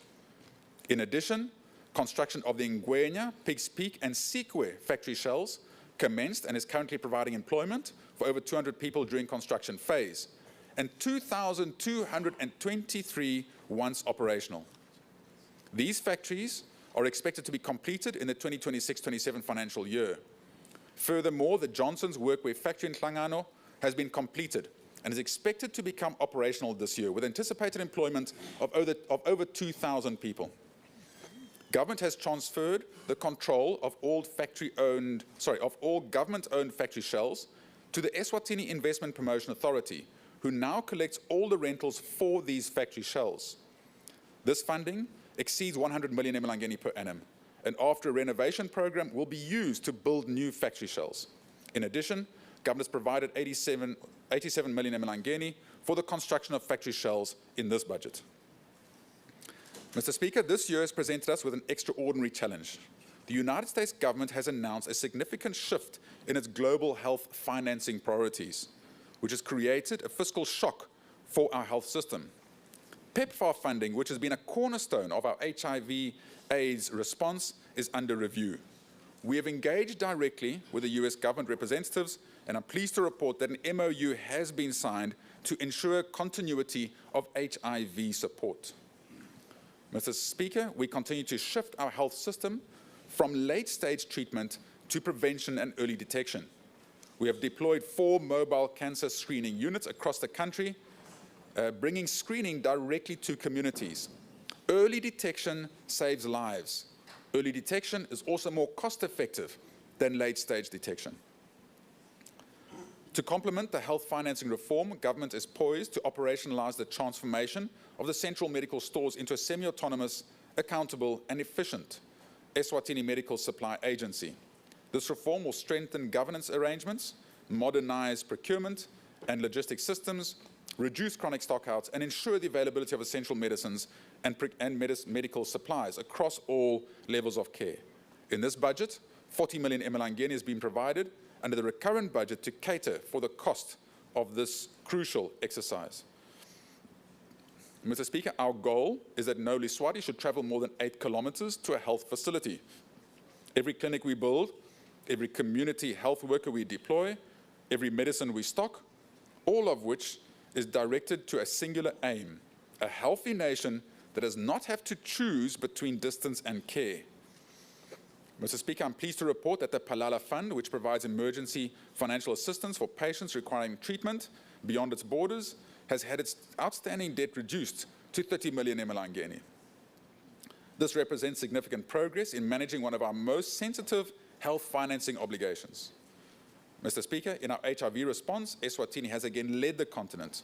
We are among the first countries globally to introduce lenacapavir as part of our national HIV treatment protocol.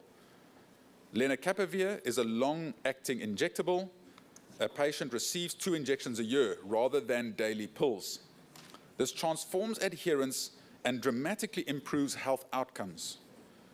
The Opium and Habit-Forming Drug Amendment Bill 2025 was gazetted towards the end of the last Parliament session and is ready for tabling and onward processing through Parliament.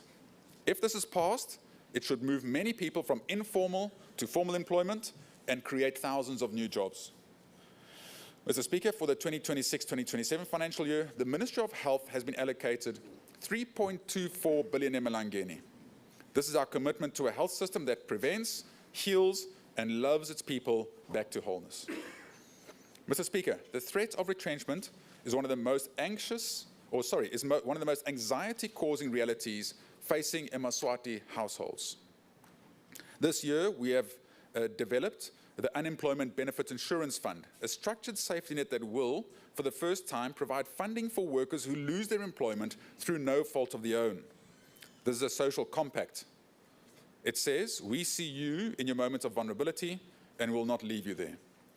Mr. Speaker, government, through the Measurement and Testing Unit, successfully held the Eswatini National Career Expo in July 2025. It engaged 17,984 participants across 5 locations, targeting in-school youth, out-of-school youth, and persons with disabilities. The event provided crucial career guidance and networking opportunities. Mr. Speaker, we've also launched the National Human Resource Development Policy from 2024 to 2030. This policy coordinates our skills development, training, and employment strategy across all ministries. For the first time, Eswatini has a coherent, integrated national plan for developing its most important resource, its people. Mr. Speaker, for the 2026-2027 financial year, the Ministry of Labour and Social Security has been allocated 858.3 million emalangeni. Mr. Speaker, education is where agape love has its longest investment. The decision we make today in our classrooms will determine the kind of nation we are in 2040. This year, we have taken bold steps to transform what happens in these classrooms through the rollout of competency-based education, a curriculum reform that moves from rote memorization to applied understanding.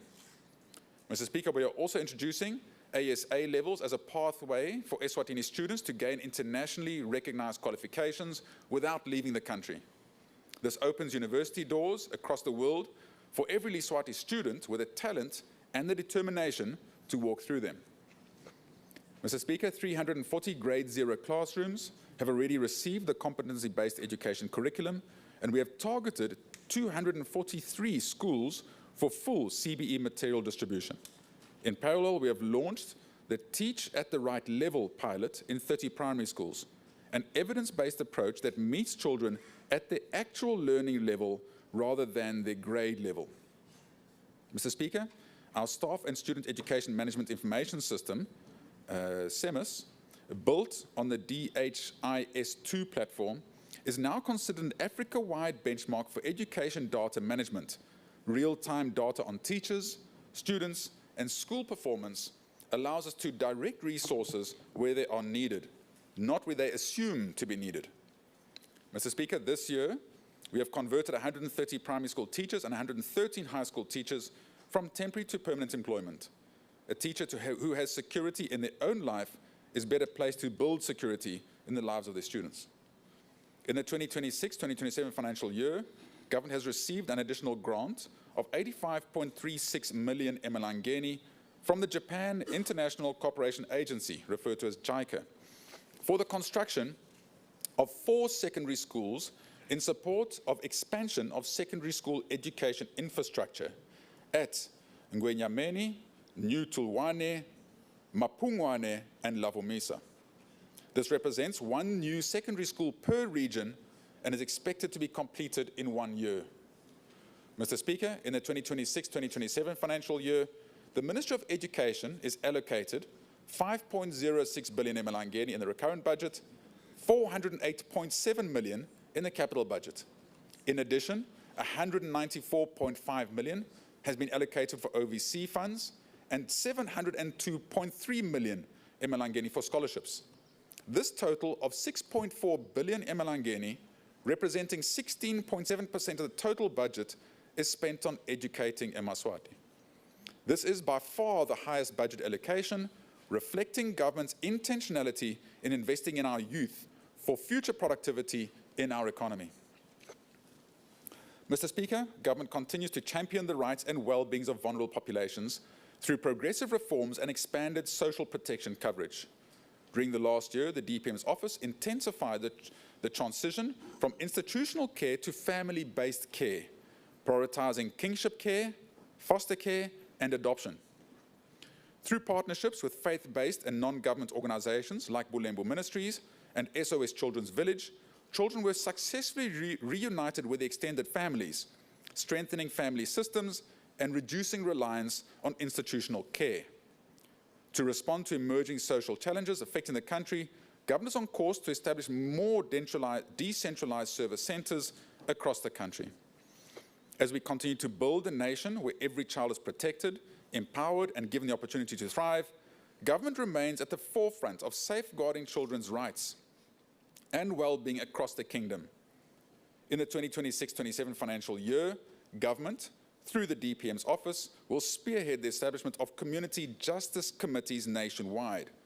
These committees will promote restorative justice approaches for children at risk of being in conflict with the law, reinforcing rehabilitation over punishment. It will also review and implement the National Children's Policy and Early Childhood Care and Development Framework, ensuring early investments in children's development, protection, and inclusion, with particular attention to children with disabilities. Mr. Speaker, significant progress has been made in implementing the Persons with Disabilities Act of 2018, including the development of the Person with Disabilities Registration Regulations of 2025. The Mzimpofu Hostel has been upgraded to provide appropriate residential care for persons with disabilities. Mr. Speaker, the Disaster Risk Management Act of 2025 has been enacted. This gives Eswatini a legal and operational framework for responding to disasters with speed, coordination, and accountability. When disaster strikes, the speed of government's response is a measure of how much it loves its people. Mr. Speaker, in the 2025-26 financial year, food assistance programs reached 263,090 eMaswati in 58,201 households across all 59 Tinkundla. Additionally, 256 houses have been constructed for vulnerable households who previously had no safe shelter. Mr. Speaker, for the 26-27 financial year, we are committing to building houses for 60 additional vulnerable households and livelihood support for 200 families to provide vocational and agriculture training. These are not statistics, these are specific families with specific names in specific communities awaiting for government's assistance. Mr. Speaker, the government has allocated 1.2 billion emalangeni to the Deputy Prime Minister's office in order to continue with the essential services of taking care of the most vulnerable.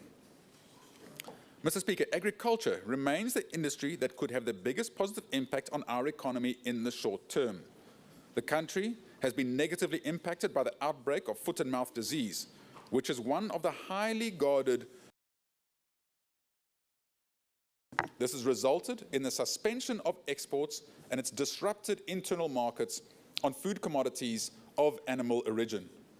There is a need to upscale investment in the prevention and control of animal diseases. This will be attained through the rehabilitation of cordon fences to prevent transboundary livestock movement, strengthening the capacity of national labs through the provision of equipment and reagents to facilitate local testing and detection of pathogens is of paramount importance. Efforts were directed towards containing and controlling the disease, including the erection of cordon fences, establishing of checkpoints, and provision of human resources for the operation. A budget of 15 million emalangeni has been allocated for the rehabilitation of cordon fences, and between the reallocations in the 2025-26 budget, the supplementary budget, and the budget I'm tabling today, 57 million emalangeni has been provided for vaccines for the rollout of a national vaccination exercise. Mr. Speaker, the Eswatini Agricultural Development Fund has been fully operationalized, providing loans in excess of 22 million to qualifying agribusinesses. The businesses, including startups and expansions of existing operations. The fund was also supported a mechanization project in collaboration with Standard Bank, the Embassy of the United States of America, as well as Swazitrek. Despite it being a revolving fund that should be self-sustaining, we've added another 10 million emalangeni towards this fund in this budget to make it more impactful to the farmers. The commercial maize project, Hamba Buya Revolving Fund, has grown into one of Eswatini's most strategic investments for achieving food sovereignty. Under the government's leadership and through Eswatini Water and Agricultural Development, referred to as EWADE, disciplined execution over 4 seasons, the program has supported 402 farmers, cultivated 3,141 hectares, and produced 7,634 metric tons of maize, directly strengthening the nation's ability to feed itself and reduce reliance on volatile regional grain markets.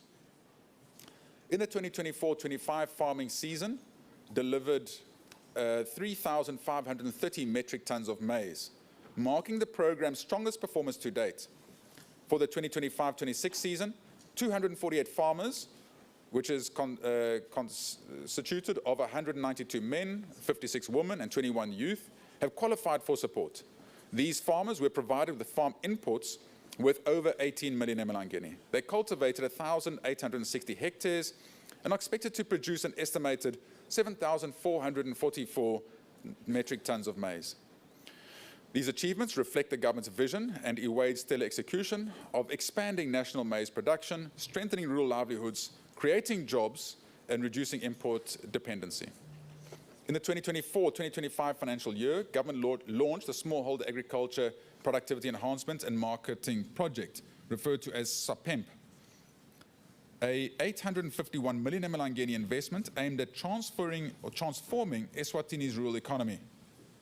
This 8-year multi-partner program, supported by IFAD, the Green Climate Fund, government and private partners, is poised to revolutionize smallholder agriculture.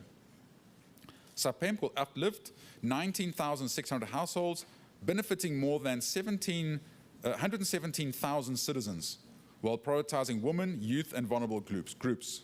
It's designed to make farming more productive, resilient, and profitable, to strengthen food security and nutrition, creating at least 7,500 jobs across all 4 regions.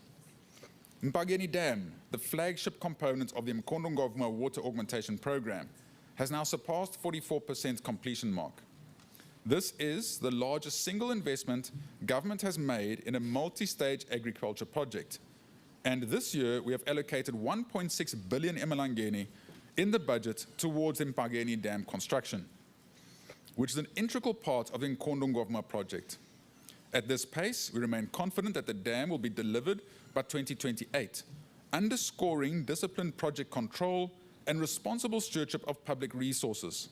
The holistic NWAB project is designed to create 100,000 jobs after full implementation, when both dams have been fully constructed. Mr. Speaker, to date, over 1,800 jobs have been created across the various components, from Mpangeni Dam construction under the Sakalive joint venture to household resettlement works, bush clearing and soil preparation, farming activities and other livelihood restoration efforts. Work with key ministries, in this case being Education and Labour, and supported by the Africa Development Bank, EWADE through NWAB program is championing skills transfer by supporting an apprentice initiative that places 50 young diploma holders with Sakalive joint venture for hands-on training at the dam site. Eswatini Youth Employment Opportunities Project, referred to as EYOP, funded by the World Bank Group to the value of 486 million emalangeni, to be implemented over a period of 5 years, is designed to create jobs and entrepreneurial pathways for youth aged 18 to 35. The project places strong emphasis on practical training, agro-business incubation, and strategic partnerships with the private sector to catalyze meaningful, sustainable employment. 30,000 young beneficiaries will be empowered to participate in 3 high-impact streams: on-farm ventures such as crop and livestock production, off-farm enterprises including post-harvest and value addition facilities, and employable skills development through on-the-job training. The Lower Usutu smallholder irrigation project, referred to as LUCIP Phase 2, is now in its completion and closing stage. 20 farming companies have been established and are fully operational. 7 contractors are currently on ground undertaking on-farm development activities, including bush clearing, land preparation, irrigation system installation, and planting, finalizing on-farm development for 10 schemes under the Ngomatulu and Mieni chiefdoms. All schemes are projected to be fully operational by the end of March 2026 and will then be providing 1,687 permanent jobs. Mr. Speaker, under LUCIP Phase 2, 6 portable water supply schemes have been established, all now fully operational, providing improved water services to over 15,000 people, marking an increase of 2,969 beneficiaries, largely attributed to the Sinya Mantulwa portable water scheme. Sinya Mantulwa. And the NWAB. I know, I have to break it up to spell it right. And the NWAB interim water schemes. Order, Bahlonishwa. Minister, you are doing well. Please continue. Senior Mantulwa was the word he's looking for there. I have to break it up to pronounce it properly, Honourable Speaker. Mr. Speaker, government through NMC has successfully procured maize from local farmers at a competitive price of 6,000 emalangeni for ordinary farmers and 6,300 emalangeni per tonne for contracted farmers, representing an increase of 3.4% when compared to the previous financial year. 50 hectares of Swazi Nation land has been availed to government for purposes of constructing the National Grain Reserves Facility. For the 2026-27 financial year, government allocated 2.2 billion emalangeni to the Ministry of Agriculture. Mr. Speaker, the government of Eswatini is making positive strides towards the provision of safe and clean water supply to all eMaswati, irrespective of location. The achievement of water supply, sanitation and hygiene master plan during 2025 is indeed a significant milestone for the sector.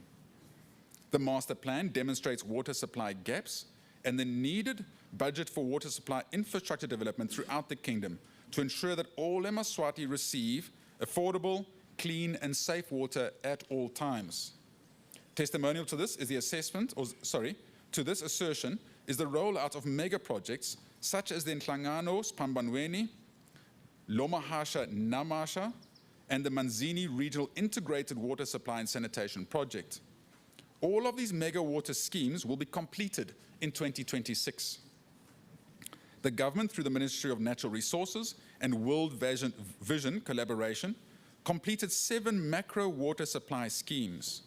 These are the Bethel Extension, Lombatsela, Mbogwe, Nsenga, Gebeni, Matlangacha, and Tutugani, while construction continues at the Moti, Lutlangotini, Phase 2, and Kupuga schemes.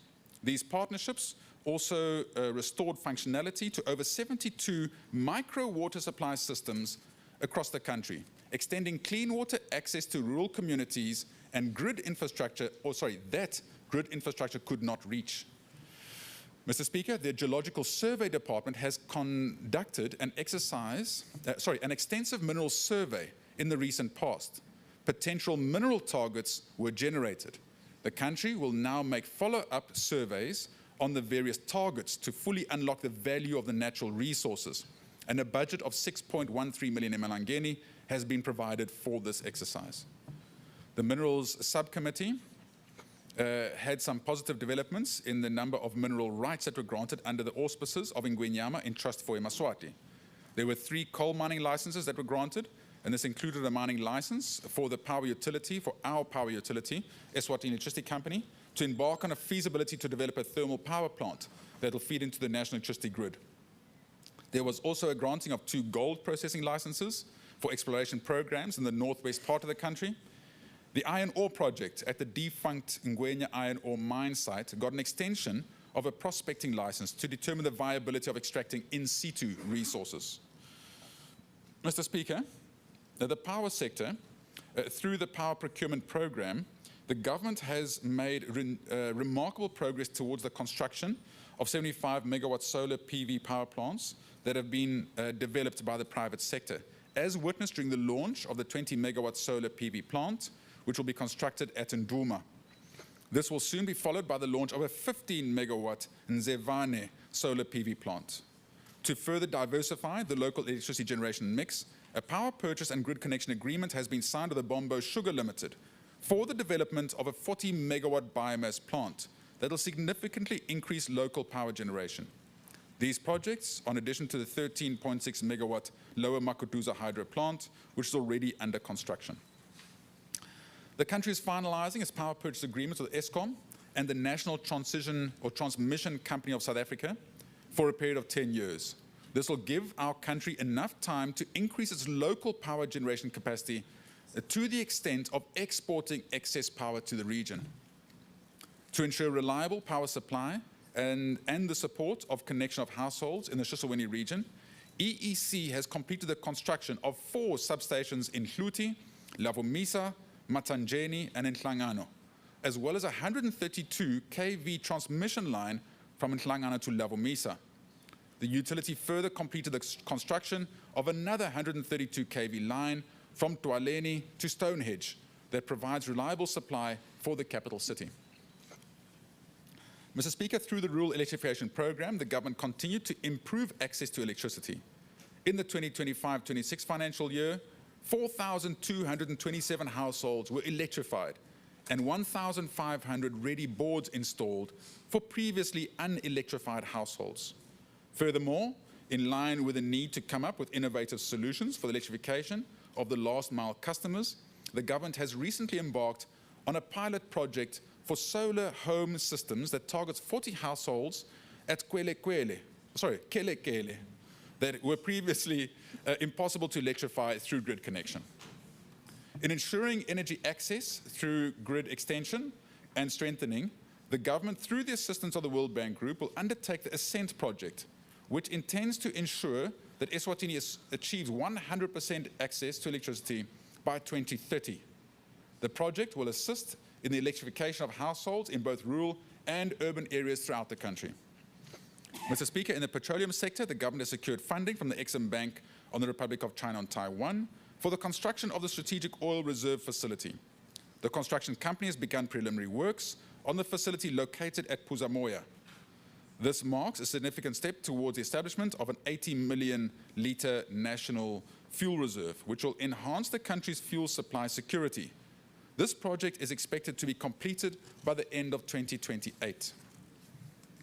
For the 2026-27 financial year, government has allocated 1.73 billion emalangeni to the Ministry of Natural Resources, Energy and Mining. Mr. Speaker, the much anticipated opening and operationalization of the International Conference Centre, what referred to as the ICC, in April 2026 is set to be transformational for the tourism industry in Eswatini. An additional 100 million has been set aside in this budget, specifically to ensure that all provisions are made available to enable the ICC to deliver professional services to local and international visitors wishing to use the world-class facility. The ICC is expected to stimulate tourism, hospitality, aviation, and related service industries, generating thousands of jobs and boosting foreign exchange earnings. Mr. Speaker, government will continue to strengthen environmental governance, mobilize climate and environmental finance, and empower communities to respond to emerging environmental risks. By supporting the Eswatini Environmental Authority through this budget, we are protecting the national capital that underpins agriculture, tourism, energy security, and long-term fiscal stability.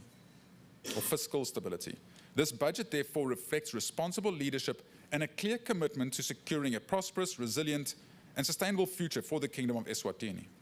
Mr. Speaker, the Ministry of Tourism has been allocated 194.4 million emalangeni in the 2026-2027 financial year. Mr. Speaker, in pursuit of its mandate of transforming the digital economy agenda, government will continue to focus on information and communication technologies implementation as a priority and a key enabler to attain the vision of a knowledge-based economy and a digitally inclusive society. During the 2025-26 financial year, government recorded significant achievements across regulatory enforcement, spectrum management, cybersecurity, data protection, infrastructure support, broadcasting expansion, postal and courier reform, and consumer protection, as well as service sector strengthening. The vision towards efficient service delivery by leveraging digital transformation has yielded notable achievements in e-government. These include the development of Government in Your Hand app that was launched in May 2025, which brings services closer to Eswatini. The current downloads, which are above 10,000, are increasing daily, which shows user confidence, and government will be increasing the number of services that can be accessed through this app. Preparatory work to merge Eswatini Broadcasting Information Services, EBIS, and Eswatini Television Authority, ESTVA, to form the Eswatini Broadcasting Corporation, as directed by the Broadcasting Act of 2023, has begun. This work will include consultations with both stakeholders on change of staff management and the legal transition process. Currently, a report to be used to inform the process has been completed. A number of Eswatini are taking advantage of the free lessons offered through the Coders Eswatini initiative. To date, 5,000 citizens have enrolled in courses such as programming, artificial intelligence, data science, and Android development. This initiative, in partnership with the United Arab Emirates, aims to bridge the digital divide and boost innovation for economic development. To ensure efficient delivery of government services to Eswatini, a budget of 35 million has been allocated to upgrade the mainframe computer system in order to deal with the frequent downtimes we're currently experiencing.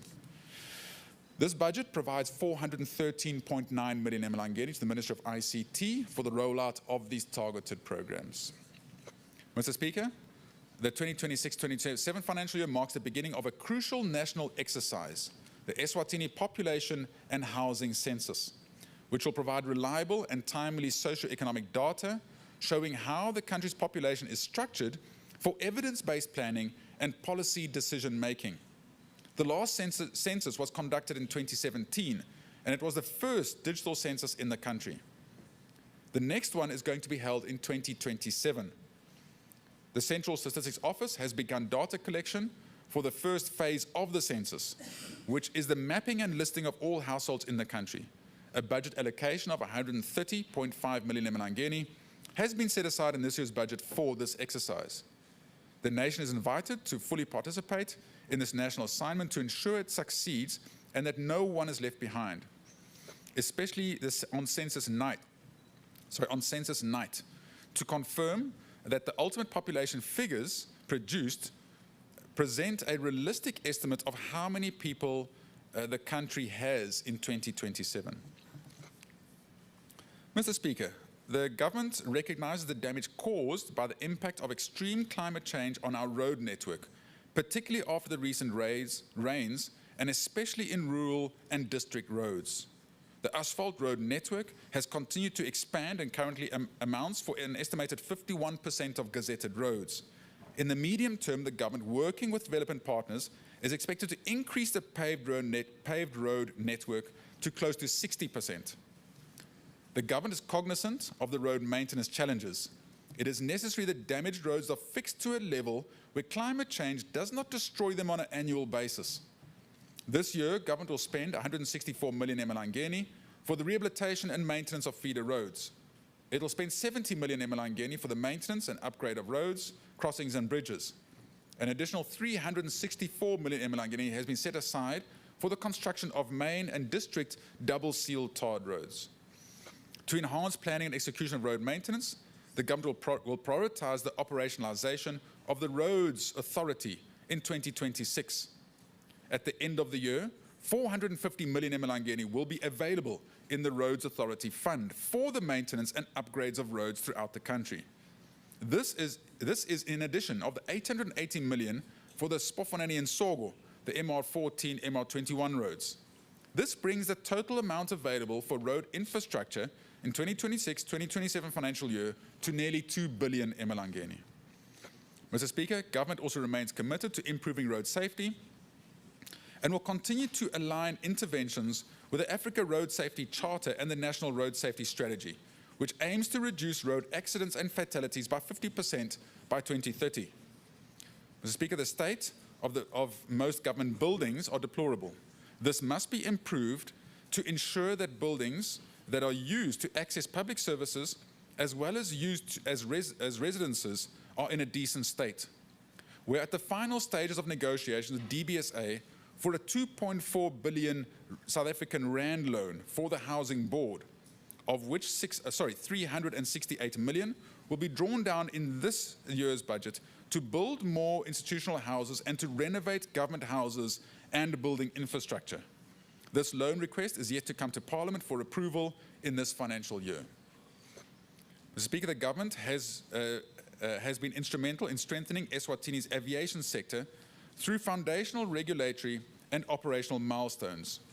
Eswatini achieved an impressive 80.48% in the ICAO aviation security audit. A provision of 80 million emalangeni has been allocated for the audit in the 26-27 financial year. The recognition agreement by the African Airlines Association is a reflection that the Eswatini airline has made a mark in the sub-region aviation landscape, with Eswatini securing a new route to Lusaka, Zambia for 2 trips per week. The airline securing more routes is highly dependent on Eswatini remaining certified by International Air Transport Association, IATA. This certification will strengthen our ability to secure more bilateral air service agreements, enhancing regional connectivity, driving trade and tourism. Mr. Speaker, the rail sector has demonstrated resilience over the years, and the opportunities for growth increases as regional integration and global trade increases. Rail provides a convenient mode for the movement of bulk commodities, especially fuel and minerals. Eswatini Railways is pursuing the development of a transit 154-kilometer route that traverses to the Republic of South Africa and a gateway to the North-South corridor, where a lot of bulk commodities are hauled to the seaports of Richards Bay, Durban, and Maputo. Eswatini Railways continue to facilitate the clearance of the servitude while exploring opportunities for financing the actual construction of the line. Mr. Speaker, in the 2025-26 financial year, the Regional Development Fund, which referred to as RDF, has completed 74 projects, out of which 19 were infrastructure projects and 55 were income-generating projects. These projects benefited 8,875 Eswatini directly and created 317 permanent jobs. In the 26-27 financial year, government will again allocate 177 million to the RDF fund and an additional 30 million towards clearing of the backlog of the outstanding requests from the constituencies. Government will increase its allocation to the Community Development Fund from 188 million in the 25-26 budget to 300 million in the 26-27 budget. This fund continues to have a very positive impact on rural communities through the construction of bridges, roads, and other necessary infrastructure. Mr. Speaker, government has been able to reconstruct and rehabilitate 5 Tinkundla centres that have been vandalised, and then Gwempisi in Nkundla is expected to be completed by the end of the financial year. Government's allocated an amount of 547.8 million emalangeni to the Ministry of Tinkundla Administration and Development in order to continue with rural development services and its decentralisation mandate. Mr. Speaker, the police play a crucial role in safeguarding the well-being and security of our communities. During the 2024-25 financial year, the police service worked tirelessly to curb criminal activity. However, despite these sustained efforts, reported crime levels increased by 11%. Road traffic accidents during the last financial year showed a decrease of 18% and 9% on fatal and serious accidents respectively. In line with the government program of action, the police service focuses on community-orientated policing with the aim of reducing crime. This will be made possible through strengthening the trust between law enforcement and the communities and fostering partnerships that address root causes of crime and promote proactive solutions. The Mbutfo Eswatini Defence Force will continue with its peacekeeping role and taking control of our security along the national borders. Mr. Speaker, in the 2026-2027 financial year, His Majesty's Correctional Services plan to review its operational trading facility regulations. It will enhance the skills impartation to offenders, optimize production processes at industry and agriculture sectors, and the awarding of certificates to graduating offenders. The installation of a command control center at Matsapa Correctional Center will enhance security and surveillance measures in order to reduce escapees. To adhere to UN standards, government will review the rehabilitation and social reintegration policy. Government will upgrade the Correctional Staff College, including the provision of potable water at Palegane, Big Bend, and Mawela Correctional Centers. In the 2025-26 financial year, 70% of offenders completed socio-social therapy, while 35% of offenders completed pre-release reintegration programs and continued agriculture production enhancement to augment the food supplies budget. Correctional Services intensified vocational skills training and trade testing for offenders. Mr. Speaker, the government remains committed to strengthening the fight against corruption. During the 2025-26 financial year, the Anti-Corruption Commission investigated 285 cases, with 6 cases before the courts involving an estimate value of 660 million emalangeni. In addition, 32 corruption awareness initiatives were conducted across the public and private sectors, reaching approximately 1,500 participants, while regional and international cooperation was enhanced through participation in key anti-corruption forums. Government is intentionally introducing several technological reforms, such as vehicle tracking and fleet management systems, IFMIS, and the establishment of Eswatini Medical Stores Agency, with the end-to-end medicines tracking solution, and by doing so, reducing the opportunities for corruption. The vehicle management system has already observed a 40% reduction in fuel consumption by the government fleet. Mr. Speaker, the embezzlement of public funds thrives in the shadows of weak coordination of combating such crimes. Building on the mandate from Sibaya, government is strengthening the synergies between the Office of the Auditor General, the Anti-Corruption Commission, and law enforcement. Government supports the supreme audit institution that monitors public funds without fear and favor, providing a stable environment where both the public sector and the private investors can flourish under predictable, transparent, and world-class regulatory framework. Mr. Speaker, government, through the Eswatini Financial Intelligence Center, continues to play a critical role in safeguarding the country's financial system against money laundering and terrorism financing, which pose serious risks to financial stability and economic development. In the 2025-26 financial year, EFIC implemented a compliance program aimed at monitoring the effective application of anti-money laundering and countering the financing of terrorism measures by reporting entities. Key achievements included targeted AML CFT training for high-risk sectors and the development of a comprehensive institutional risk assessment methodology. The government is also preparing for its next Universal Periodic Review under the United Nations Human Rights Council, which is scheduled to take place in October-November 2026 session. This review presents an opportunity for Eswatini to demonstrate progress made since the last session. This is our opportunity to reaffirm our commitment to continuous improvement in human rights governance. Mr. Speaker, government's clear commitment and efforts to advancing sustainable goal number 16, particularly in relation to the access to justice for all, goes beyond the mere establishment of a legal aid office. Government has demonstrated a deliberate and comprehensive approach to building a justice system that is accessible, fair, and responsive to the needs of all citizens by taking decisive steps in strengthening the legal and institutional framework for the provision of legal aid. The enactment of the Legal Aid Act and the Legal Practitioners Act is a significant milestone. These pieces of legislation provide a conducive and modern legislative framework. Finance, Nice Minister Pazamisa. The time is 11:30. So bengicela Your Excellency kuze Minister atoqhubeka acetsele lo msebenzi wakhe we invoke a standing order 263 to suspend standing order 30 induna ito cetsela inkulumo yayo budget. Your Excellency, please. Siyabonga, Mr. Speaker. Ngiyashukumisa, Mr. Speaker, to invoke standing order number 263 to suspend number 30. Thank you.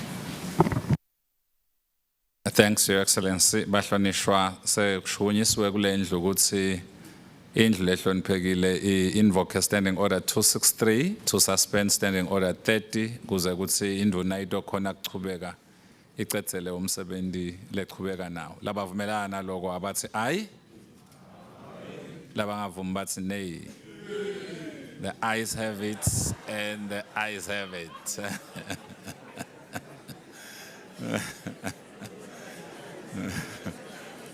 Order, bahlonishwa, order. Order, bahlonishwa, to allow the Minister for Finance to continue. Minister, please continue. Thank you, Honourable Speaker, and thank you, Honourable Members, for allowing me to continue. We're almost there, Honourable Speaker. Honourable Speaker, these pieces of legislation provide a conducive and modern legislative framework that will enhance the delivery of legal aid services and ultimately promote public confidence in the justice system. Mr. Speaker, in the 2025-26 financial year, government revenues and grants were projected to amount to 29.64 billion, corresponding to 31.5% of GDP. The projected revenue collection displayed a decrease against the initial budget of 29.73 billion. Mr. Speaker, the total government expenditure for 25-26 financial year was budgeted at 32.6 billion. The estimated budget outturn at the end of the year stands at 35.6 billion, which is 37.8% of GDP. This is approximately 3.2% higher than the outturn of 2024-2025 financial year. During the 25-26 financial year, government recorded notable progress in advancing public sector reforms and strengthening human resource management across government. Key achievements included the successful finalization and implementation of the Phase 2 salary adjustments for the 3 security forces, benefiting the Mbutfo Eswatini Defence Force, the Royal Eswatini Police Service, and His Majesty's Correctional Service at a cost of 230 million emalangeni. Following the government's approval, the Joint Negotiations Forum successfully negotiated and signed a collective agreement operationalizing the implementation of recommended scenario 3 of the salary review report with effect from October 2025 pay dates, backdated to April 2025. Mr. Speaker, the deficit for the 2025-26 financial year is expected to deteriorate to 6.4% of GDP from a budget of 3.1% of GDP. While we've been able to fund part of this through local borrowing, a large part has been financed through external borrowing. Mr. Speaker, total debt stock stood at 34.35 billion emalangeni at the end of November 2024, which is equivalent to 39.6% of GDP. Of the stock, external debt stood at 15.55 billion, which is equivalent to 17.9% of GDP, whilst domestic debt stood at 18.79 billion, which is equivalent to 21.7% of GDP. During this financial year, government through Parliament approved and signed loan agreements, also securing some grants. The loan agreements include the OPEC Fund for International Development, for financing the Mkondungwavuma Water Augmentation Project amounting to $20 million, and also the International Fund for Agriculture Development, IFAD, for financing the Smallholder Agriculture Production Enhancement Project, referred to as SWAPEMP, amounting to $13.57 million. Mr. Speaker, government has contracted a loan for the Strategic Oil Reserve for Eswatini National Petroleum Company, and we are planning to raise a loan for institutional housing for Eswatini National Housing Board. Even though these have been contracted by government, ultimately they'll be paid fully by these entities using their own income streams and balance sheets. And for this reason, they'll be treated as contingent liabilities. These loans are projected to increase government loan book in the 26-27 financial year to 47% debt to GDP. However, without these loans, government debt to GDP will be maintained at the same level of 2025-26 financial year at 43% of GDP, keeping us on a sustainable path. Mr. Speaker, the number of state-owned entities increased from 49 to 50 following the establishment of Eswatini Road Agency under the Ministry of Public Works and Transport, in response to widespread public concern over the poor state of roads infrastructure. While the government recognizes the importance of this intervention, it must be clear that the creation of new entities will not be accompanied by unchecked spending. Performance across several commercial entities has declined, resulting in reduced dividends to government and placing additional strain on the fiscus, a situation that cannot be sustained. Government's currently undertaking a comprehensive salary review of parastatals alongside a stringent performance criteria exercise, identifying key performance indicators for each entity. Mr. Speaker, the government continues to implement public finance management reforms, and government's initiated the development of the implementation of the Integrated Financial Management Information System. Through IFMIS, government's introducing a program-based budgeting, paying much more attention to the National Development Plan, strategy and plan. This reform strengthens the planning and of programs and activities for ministries and departments. The implementation of IFMIS has offered a timely opportunity to intentionally align planning and budgeting through the introduction of program-based planning and budgeting. Program-based planning and budgeting allows us not to only budget more strategically, but also to improve transparency and accountability by linking public spending directly to clearly defined programs and measurable outcomes. The emphasis on the government planning process through clearly identifying the National Development Plan and the Programme of Action related activities has given the government strategic direction during the budgeting process. At this stage, Honourable Speaker, I want to plead with the nation to say during April of this year is when this will be implemented. Like any big system and it's a massive undertaking, and there might be glitches, there might be constraints, there might be problems as we go. Please bear with us, work with us to get through that process so that we can have this really game changer installed in our country. Mr. Speaker, government remains firmly committed to strengthening the tax system as a cornerstone of domestic resource mobilization and sustainable national development. Our objective is to build a fair, efficient, and growth-supporting tax system that broadens the tax base, enhances compliance, and reduces over-reliance on volatile external resources. In 2024-2025 financial year, tax collections increased by 1.588 billion emalangeni, representing a growth of 12.2%.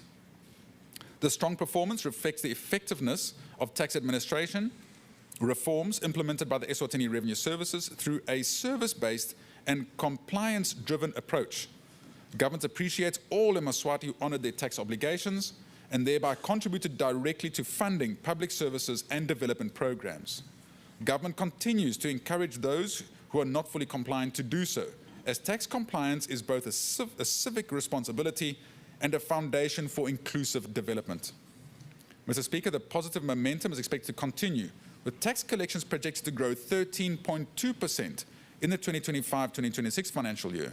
However, despite these gains, significant tax compliance gaps remain, estimated at approximately 4 billion emalangeni annually. These gaps, particularly in the VAT within the wholesale and retail sector, represents lost revenues that could otherwise support national priorities. Government's therefore prioritizing improved compliance and enforcement and a more equitable and sustainable alternative to increasing tax rates and placing additional pressure on compliant taxpayers. Mr. Speaker, tax and customs reforms have also been advanced through improved trade facilitation. Under the National Trade Facilitation Roadmap, significant progress has been achieved, including the expansion of the Authorized Economic Operator Program, which rewards high levels of tax and customs compliance. Processing times have been markedly improved, with declaration processing now averaging under 28 minutes. In addition, the government implemented target VAT policy measures to promote equity and reduce the cost of living including increases in the VAT exemption threshold from 1,000 to 10,000 at the borders of entry into Eswatini, expanding the list of VAT-exempt products, and zero rating essential items such as sanitary pads, reusable nappies, and selected medical supplies. These measures reduce the tax burden on households while encouraging accurate declarations and compliance. Turning to tax performance in 2025-26 financial year, government budgeted total revenue and grants of 29.725 billion, with a projected outturn at 29.638 billion. A marginal shortfall of 87 million reflects weaker performance in non-tax revenue, therefore reinforcing the importance of strengthened tax collection as the most reliable source of funding. Over the medium term, total revenue and grants are projected to rise, supported primarily by improvements in domestic tax mobilization, enhanced compliance, digital tax administration reforms, and the implementation of the fiscalization plan. Mr. Speaker, corporate tax collections are projected to record a slight shortfall in the 25-26 financial year due to subdued profitability across key sectors. However, over the medium term, corporate tax collections are expected to recover steadily, driven by gradual economic recovery, improved tax administration, and strengthened digital compliance systems. Similarly, personal income tax collections, mainly PAYE, performed slightly above target in the 2025-26 financial year, reflecting improved compliance and moderate wage growth. These collections are projected to grow steadily over the medium term, supported by economic recovery, public service salary review, and continued enforcement of compliance measures. Government has completed key legislative reforms aimed at strengthening the tax system and widening the tax base. These include the Finance Amendment Act of 2025, the Alcohol and Tobacco Levy Amendment Act 2025, the Income Tax Amendment Act 2023. The revision of alcohol and tobacco levies, alongside measures such as the planned collection of fuel tax at border points, forms part of government's broader fiscalization plan to improve tax compliance and efficiency. Mr. Speaker, in the 2026-27 financial year, government does not intend to increase taxes other than the excise duties that were announced by South Africa, which forms part of the SACU revenue pool. In order to align with South Africa, the proposed increase of excise duties of 3.39% will be applied to all alcohol and tobacco products immediately. Mr. Speaker, looking ahead to the 26-27 financial year and beyond, Eswatini Revenue Services will continue to modernize tax and customs systems, automate processes, and enhance service quality. The focus will remain on digitization, taxpayer education, stakeholder engagement, and enforcement of compliance, ensuring the tax system is fair, efficient, and capable of generating sustainable domestic revenue to support Eswatini's development agenda. Mr. Speaker, I'll now present the budget estimates for the 2026-27 financial year. The government revenue, excluding grants, for 26-27 financial year is projected to reach 31.42 billion emalangeni, which is 30.4% of GDP, an increase of 7.8% on the 25-26 financial year. SACU receipts increase from 10.4 billion to 11.74 billion. However, this budget is only utilizing 11.4 billion, implying that over 300 million is injected into the SACU stabilization fund. Non-SACU revenue is expected to increase by approximately 2.36 billion and amounts to 19.05 billion emalangeni, of which 18.09 billion is from taxes and 962 million from non-taxes. Total grants for the 26-27 financial year have decreased to 474 million compared to 585 million in the 2025-26 financial year. Total income taxes are projected to increase from 9.05 billion in 25-26 financial year to 10.06 billion in the 26-27 financial year. This is mainly due to the implementation of the salary review, resulting in an expected increase in personal income taxes of 11.7% to 6.48 billion emalangeni. Mr. Speaker, taxes on goods and services, including SACU receipts, are expected to increase by 17.7% from 7.58 billion emalangeni in the 25-26 financial year to 8.92 billion in the 26-27 financial year. Value-added tax increased by 24.8% from 5.85 billion in 2025 financial year to 7.3 billion in the 26-27 financial year. Fuel tax decreased from 1.43 billion in 25-26 financial year to 1.42 billion in the 26-27 financial year, reflecting a decrease of only 0.25%.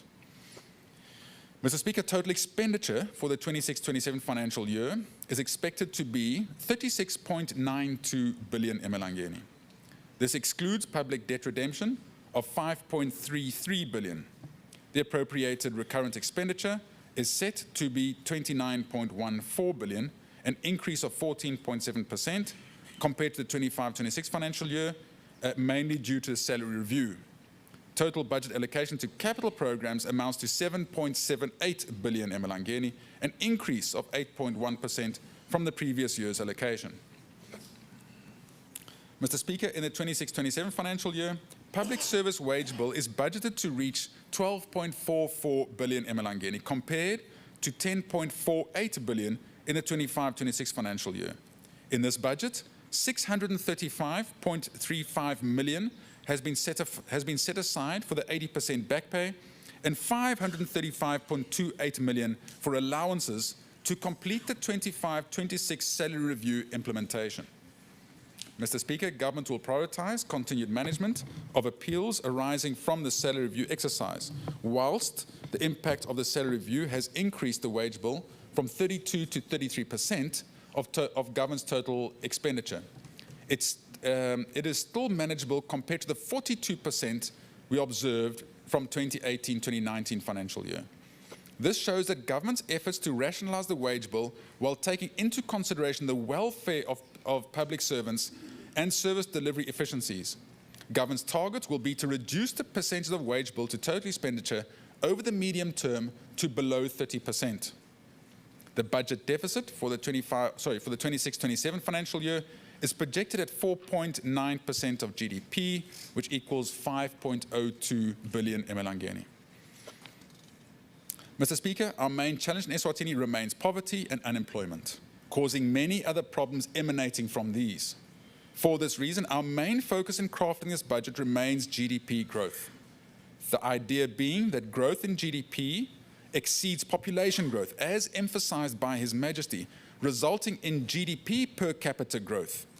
This would mean that Eswatini get better jobs and decent salaries, and that the unemployed find employment. When this happens, people come out of poverty. You'll have noticed that a common thread through this budget speech has been job creation. We need to provide Eswatini with the dignity to be able to find work and provide for their families.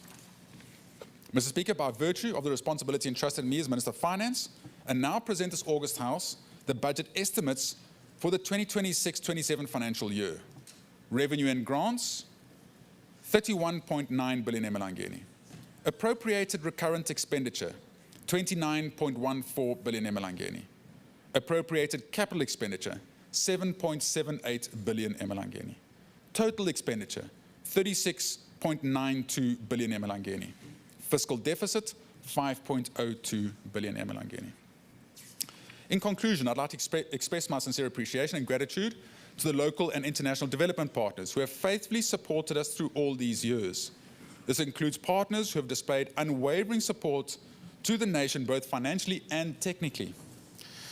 Mr. Speaker, in particular, I'd like to acknowledge the support we receive from the US government, the Republic of China, Taiwan, the European Union, Japan International Cooperation Agency, the UN Family, Global Fund, the World Bank, and the International Monetary Fund, Africa Development Bank, International Fund for Agriculture Development, Export-Import Bank of Taiwan, OPEC Fund for International Development, Badia, Kuwait Fund, the Saudi Fund for Development, Clinton Health Access Initiative, Green Climate Fund, World Health Organization, Africa Legal Support, Medicine Sans Frontiers, World Food Programme, Red Cross, World Vision, and civil society.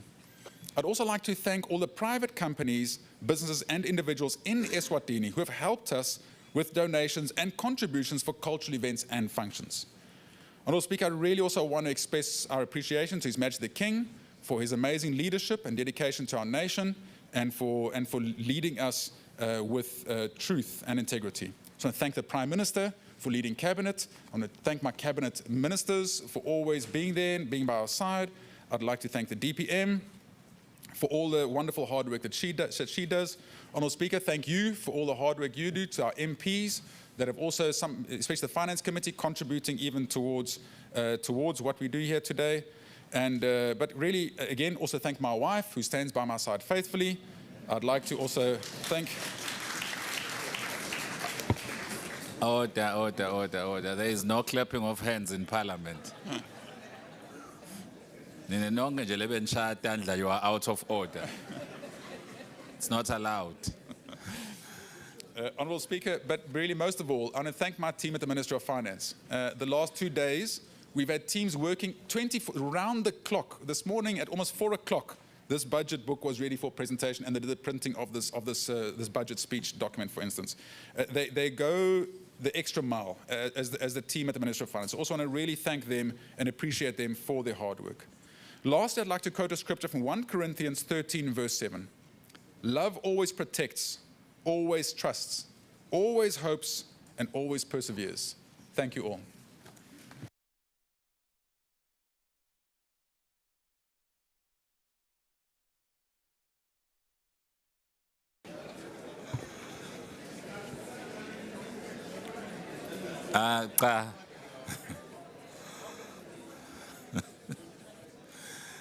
Asibonge bahlonishwa, sibonga kakhulu, sithathe elithuba sinibonge bahlonishwa. Ngibonga lokuthi nine bahlonishwa beningatshayi letandla. Letandla betshawa ngilaba labanga khona kulandzela kahle in terms of kusebenta kweParliament ukuthi tandla tishaywa eParliament. So kuhlupha ke nangabe kungendeka chair of chairs khona lo mbonile from among the MPs. Kudafuna usinikele list yalamagama. Sitobabona laba labashaya etandla ukuthi baphule ama standing orders abo, which is not allowed. Otherwise, we want to say thank you very much, bahlonishwa, siyanibonga kakhulu kuphumelela kwenu, nenduna embuso siyakubongela minister for the budget speech also yethulile. Thank you very much for your hard work as well. Of course, sibonga ne collectivity and as a cabinet, because it is as a result of working together. Ngeko niqhamuke nithula lokho lenikwethulile. And as always, the hard-working members of Parliament, siyabonga kakhulu bahlonishwa for being here. Nilalele inkulumo ye budget. Nekusho ke sibonge nema guest ethu kuhlonipha netincingo vele kude nalolukhalile, and thank you for respecting Parliament. Kubalulekile vele ukuthi na useParliament umeke sure ukuthi ucingo alukhali nalo ukuthi ke ulandzele lenqubo yalokusebenta la Parliament. So siyanibonga kakhulu ngebukhona benu. Sikholwa nokuthi you will continue to follow iParliament isende ma debates ngalenza bayale speech nilandzele kahle, and also contribute through your MPs ukuthi ninibona ukuthi ngabe kwendeke kahle na kwendeke kanjani for the benefit of the country. So thank you very much to all of you. Ngicela ukukhumbuta ke bahlonishwa ikakhulu kade kini ukuthi inkulumo ye budget seyivele iseculatewe, bahlonishwa abayithathe bayifunze in getting ready for a debate on Monday. So siyacela bahlonishwa nende njalo so that nasesikhulumisa le speech sendvuna ukhanze ukuthi you are well informed bahlonishwa. Nekuthi ke ngicela ukukhumbuta bahlonishwa ngema order bahlonishwa ngiyacela ukukhumbuta nangetimemetelo lengitendile nasingena just ukuthi bahlonishwa bakhumbule nje ngokuthi ikakhulu kade ke ngicale ngama ministries sikhumbule ma reports siyawacela abasase Parliament ngomsombuluko bahlonishwa bo minister your PSs and nabo bonke lenisebenza nabo, make sure siyawathola ngesikhathi. Lo Monday sibe debate budget, but wona akafike lama reports so that then they get tabled the following sitting. Bese ke sekuba ukukhumbuta abahlonishwa nasiphuma sendlule ngale endlini yetimbunga sitothatha le pack yako konke lokulabe kwethula minister la namuhla so that over the weekend nidokhona ukufunza abahlonishwa niti prepare for Monday sitting. Business House Committee siyacela ukukhumbuta abahlonishwa ukuthi sibonane after the sitting kepha ke nasingacala siyele ku straight tent nasiphuma nje sonke sibheke ukuthi siyeni khona kuleli tende lelingale la usitawuthi sithole ama snacks khona and then network with Emma invited guests lalapha eTulu. Nani as a guest you have an opportunity to then network with the members of parliament. So siyacela ukuthi nendeni kanjalo nasiphuma sawuthi sidle ama snacks sibe sibutana sikhulumisana sibonisana sihlafuna le nkulumo ye budget.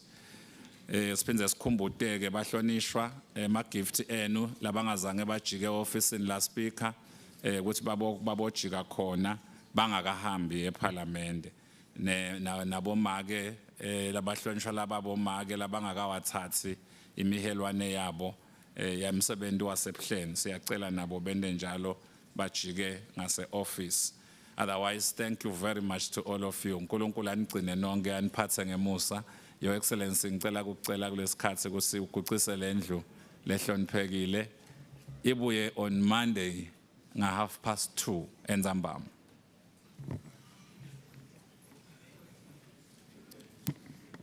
Ngiyabonga mqondisi ngiyashumisa ukuthi indlu sala iguqa ibuye ngemsombuluko nga 2:30 eNzambama.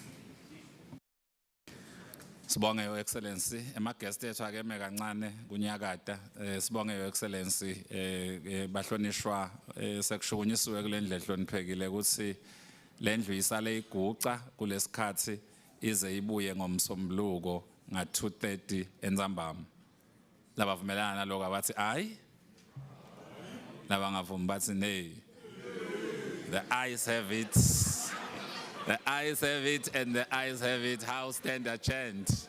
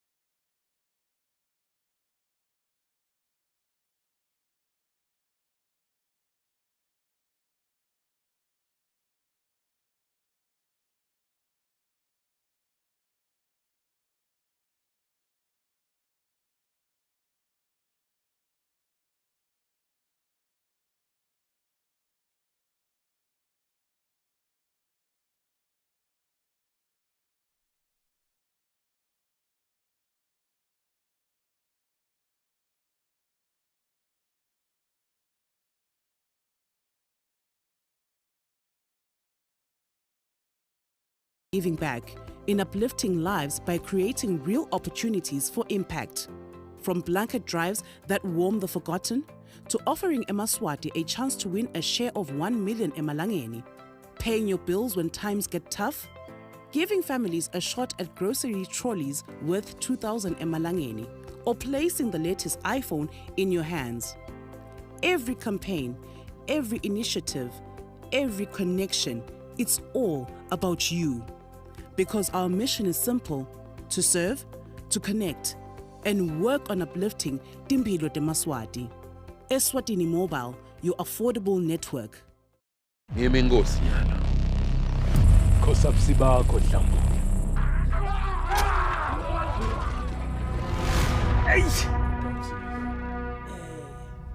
Ungathi imphendulo ikhona la.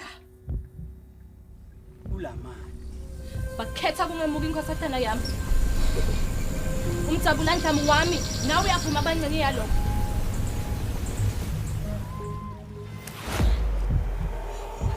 Gadla. Itsibe. Amaswati. Lokhu ala nyimpi. Ndawani.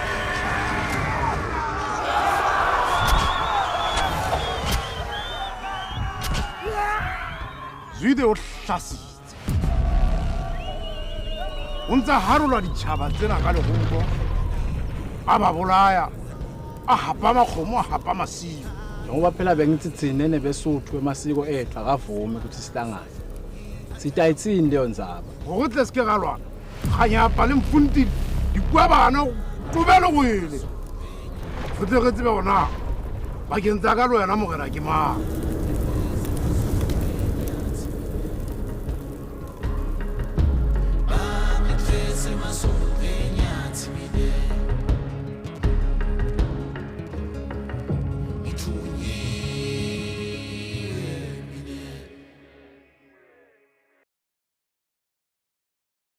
Every day behind the scenes, our dedicated team of resident doctors, veterinary officers, certified meat inspectors and quality assurance experts work around the clock to ensure one thing: your safety. Our abattoir is a hub of precision. Every single beef carcass that comes through our doors undergoes a strict quality testing process, screened for diseases like TB, foot and mouth, salmonella, and measles, ensuring nothing short of excellence. This commitment to quality has earned Mbiveni international recognition, proudly certified by the European Union and BRCG's food safety standards, some of the highest in the world. Because we believe all Emaswati deserve safe, nutritious, and high-quality meat. Mbiveni, quality in every cut.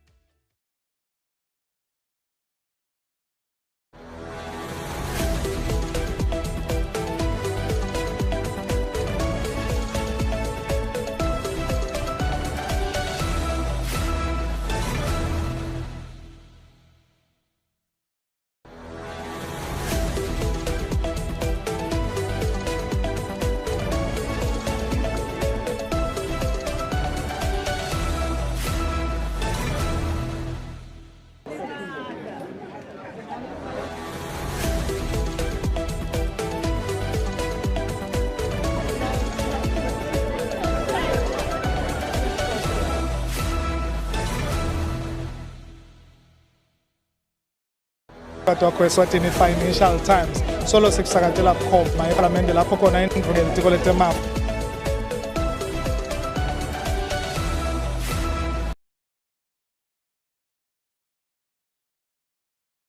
nginaye umphathi wenkampani ye-eWeight dokotela sikwavusele dokotela kumsakazo Eswatini Financial Times.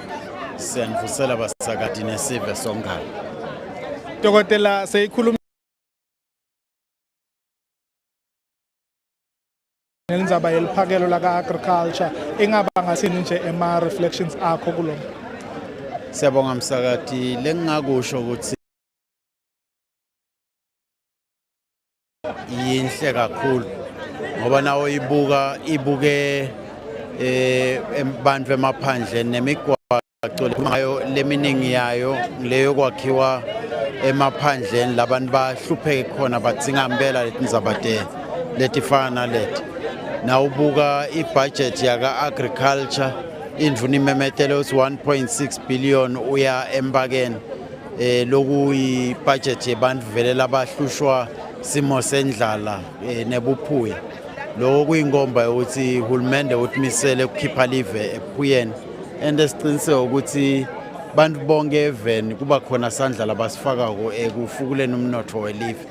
Ngibone njengebudget le pro development le budget speech yakhe minister la yethu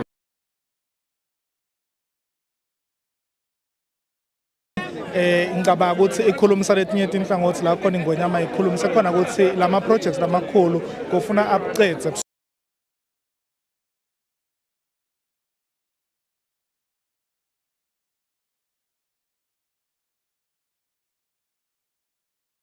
balagatsekile kwemisebenzi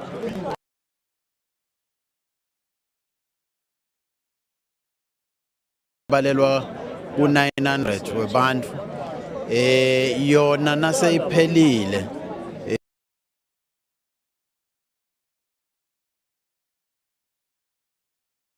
imisebenzi lebalelwa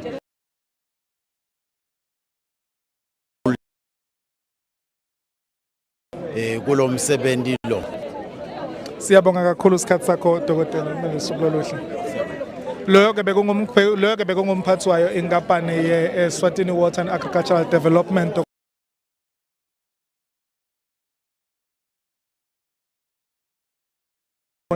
Inkulumo yayo yekwabiwa kwetimali lapho khona i-budget lekhomba ukuthi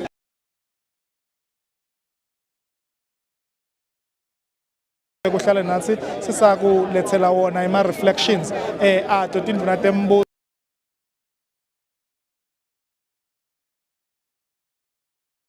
Eswatini Mobile is more than just a telecommunications provider. We are a proudly Swati company committed to connecting the nation with affordable, high-quality services. Through mobile solutions designed with you in mind, we help bring people closer, moments brighter, and dreams within reach. And with Imali, our secure mobile money service, we've made sending, receiving, and managing money simple anywhere, anytime.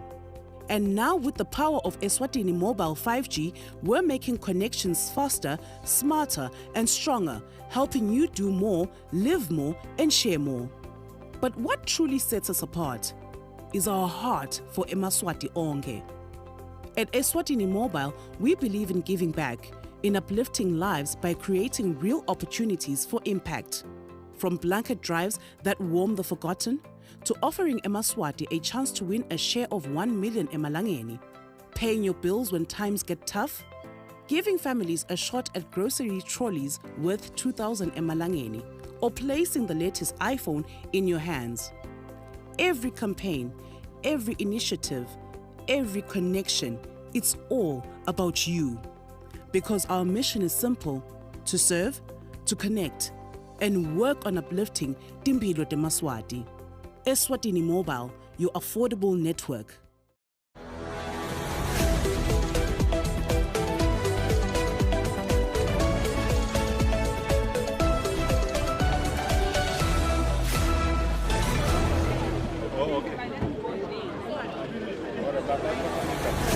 Siphinde sikwamukele mbukele ekhaya kumsakazo kolothanza ke Eswatini Financial Times. Solo sikhona eParliament yakangwane lapho khona indruna elitiko letemafa umhlonishwa Neal Rijkenberg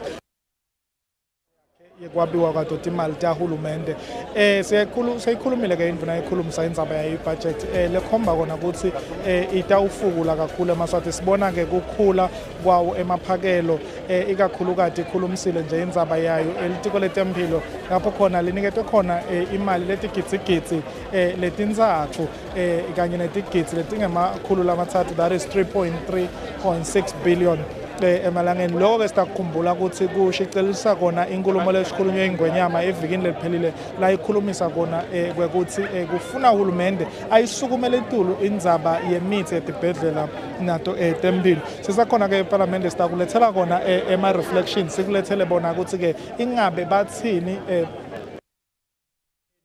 tembuso kanye nabo baphathi betinkampani labakhona eParliament ngayo lenkulumo yendvuna ikhulumisile futhi indzaba yetekulima lapho khona sicetha kukulethela khona nje Dokotela Samson waye inkampani iWeight abonga kona ukuthi ikhombisile kukhula leliphakelo laka agriculture letekulima la kuniketwe khona imali lenganga 2 billion emalangeni. Yaphindze futhi yakhulumisa indzaba yekungena kwetimali kuyo impakeni.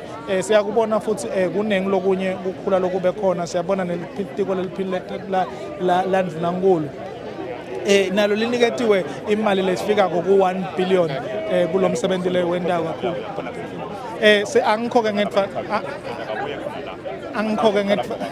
Angikhoke ngedvana manje sitakulethela babukele emakhaya sikulethele wona ema-reflections kuyo le nkulumo yendvuna yetelitiko letemafa. Chube kuhlalisane nathi umsakato wakho. Siyacela nje babukele emakhaya ukuthi nihlalisane nathi umbite lomunye ukuthi sitawuthola ema-reflections ngobe le nkulumo lena ngiyo lekhombisa ukuthi imali tahulumende titawabiwa njani ezikusachubeka umnyaka. Sitakubona lokunye lokukhulunyisiwe kufaka ekhathi kukhula kwawo umthelo. Ikhulumile indvuna ukuthi umthelo lokwelekiwe ukhombe kukhula nga 12. 12.2%. Lokhu kukhomba ukuthi eMaswati ayilandzela imithetho nemigomo yahulumende ukuthi umthelo kufuna ukhule ngoba umthelo ngolophinzo ufukule wona lo mnotho. Leti imali tahulumende tiqhamuka kuwo lo mthelo tiphinde tiqhamuke kuwo ema-receipts lesithi ngema-SACCO receipts la kufukula yona le budget noma ke leliphakelo etimali tahulumende. Kukhulunyisiwe futhi lokuningi kakhulunyiswa indzaba yayo ke Eswatini population and census lokungidelibalo ishito indvuna ukuthi ifakwe imali engetulu kwa-100 million kude kuqhutshwe lowo msebenzi. Yaphindze yayikhulumisa indzaba yokungedwa kwetimali kulo litiko lete AICT lokulitiko lete kuchumana. Sitawuchubeka sidlalisane nawe lokho kukhomba kona ukuthi hamba emgomeni yayo ingwenyama lapho khona ingwenyama ithi khona kufuna live lithuthuke indzaba ye technology indzaba lehamba embili kakhulu uma kufaka utshalwa khona kukhombisa kona ukuthi live litawufika ku first world status. Cube uhlalisana nawo umsakazo wakho uthandza komsakazo weSwatini Financial Times sisakuthulela khona ema reflections kuyo inkulumo yelindvuna yelithiko letemafa. Ngiyimi inkosi yana. Thank you. Babukele emakhaya babukele emakhaya lesenginaye la lesenginaye Dokotela Film Nisi sikuvusela Dokotela komsakazo weSwatini Financial Times. Siyabonga kakhulu siyavusela. Dokotela sayikhulumile indvuna yakhulumisa kwabiwa kwawo imali tahulumende lokukhombisa kujabulisa ukuthi le budget inayo kuba pro growth ko eMaswati. Ingaba ngathini ama reflections akho Dokotela? Kuyidumisela indvuna yelitiko letemafa ngoba le budget beyimadima lena letidzingo telive tinengi tinkulu tindleko tikhulile ema resources were very limited. Siyadumisa ukuthi indvuna ikhone kubuka ukuthi isabambisene ne cabinet ukuthi ngikuphi lapho khona kungaqonza khona ikakhulu lokutakwakha imisebenzi.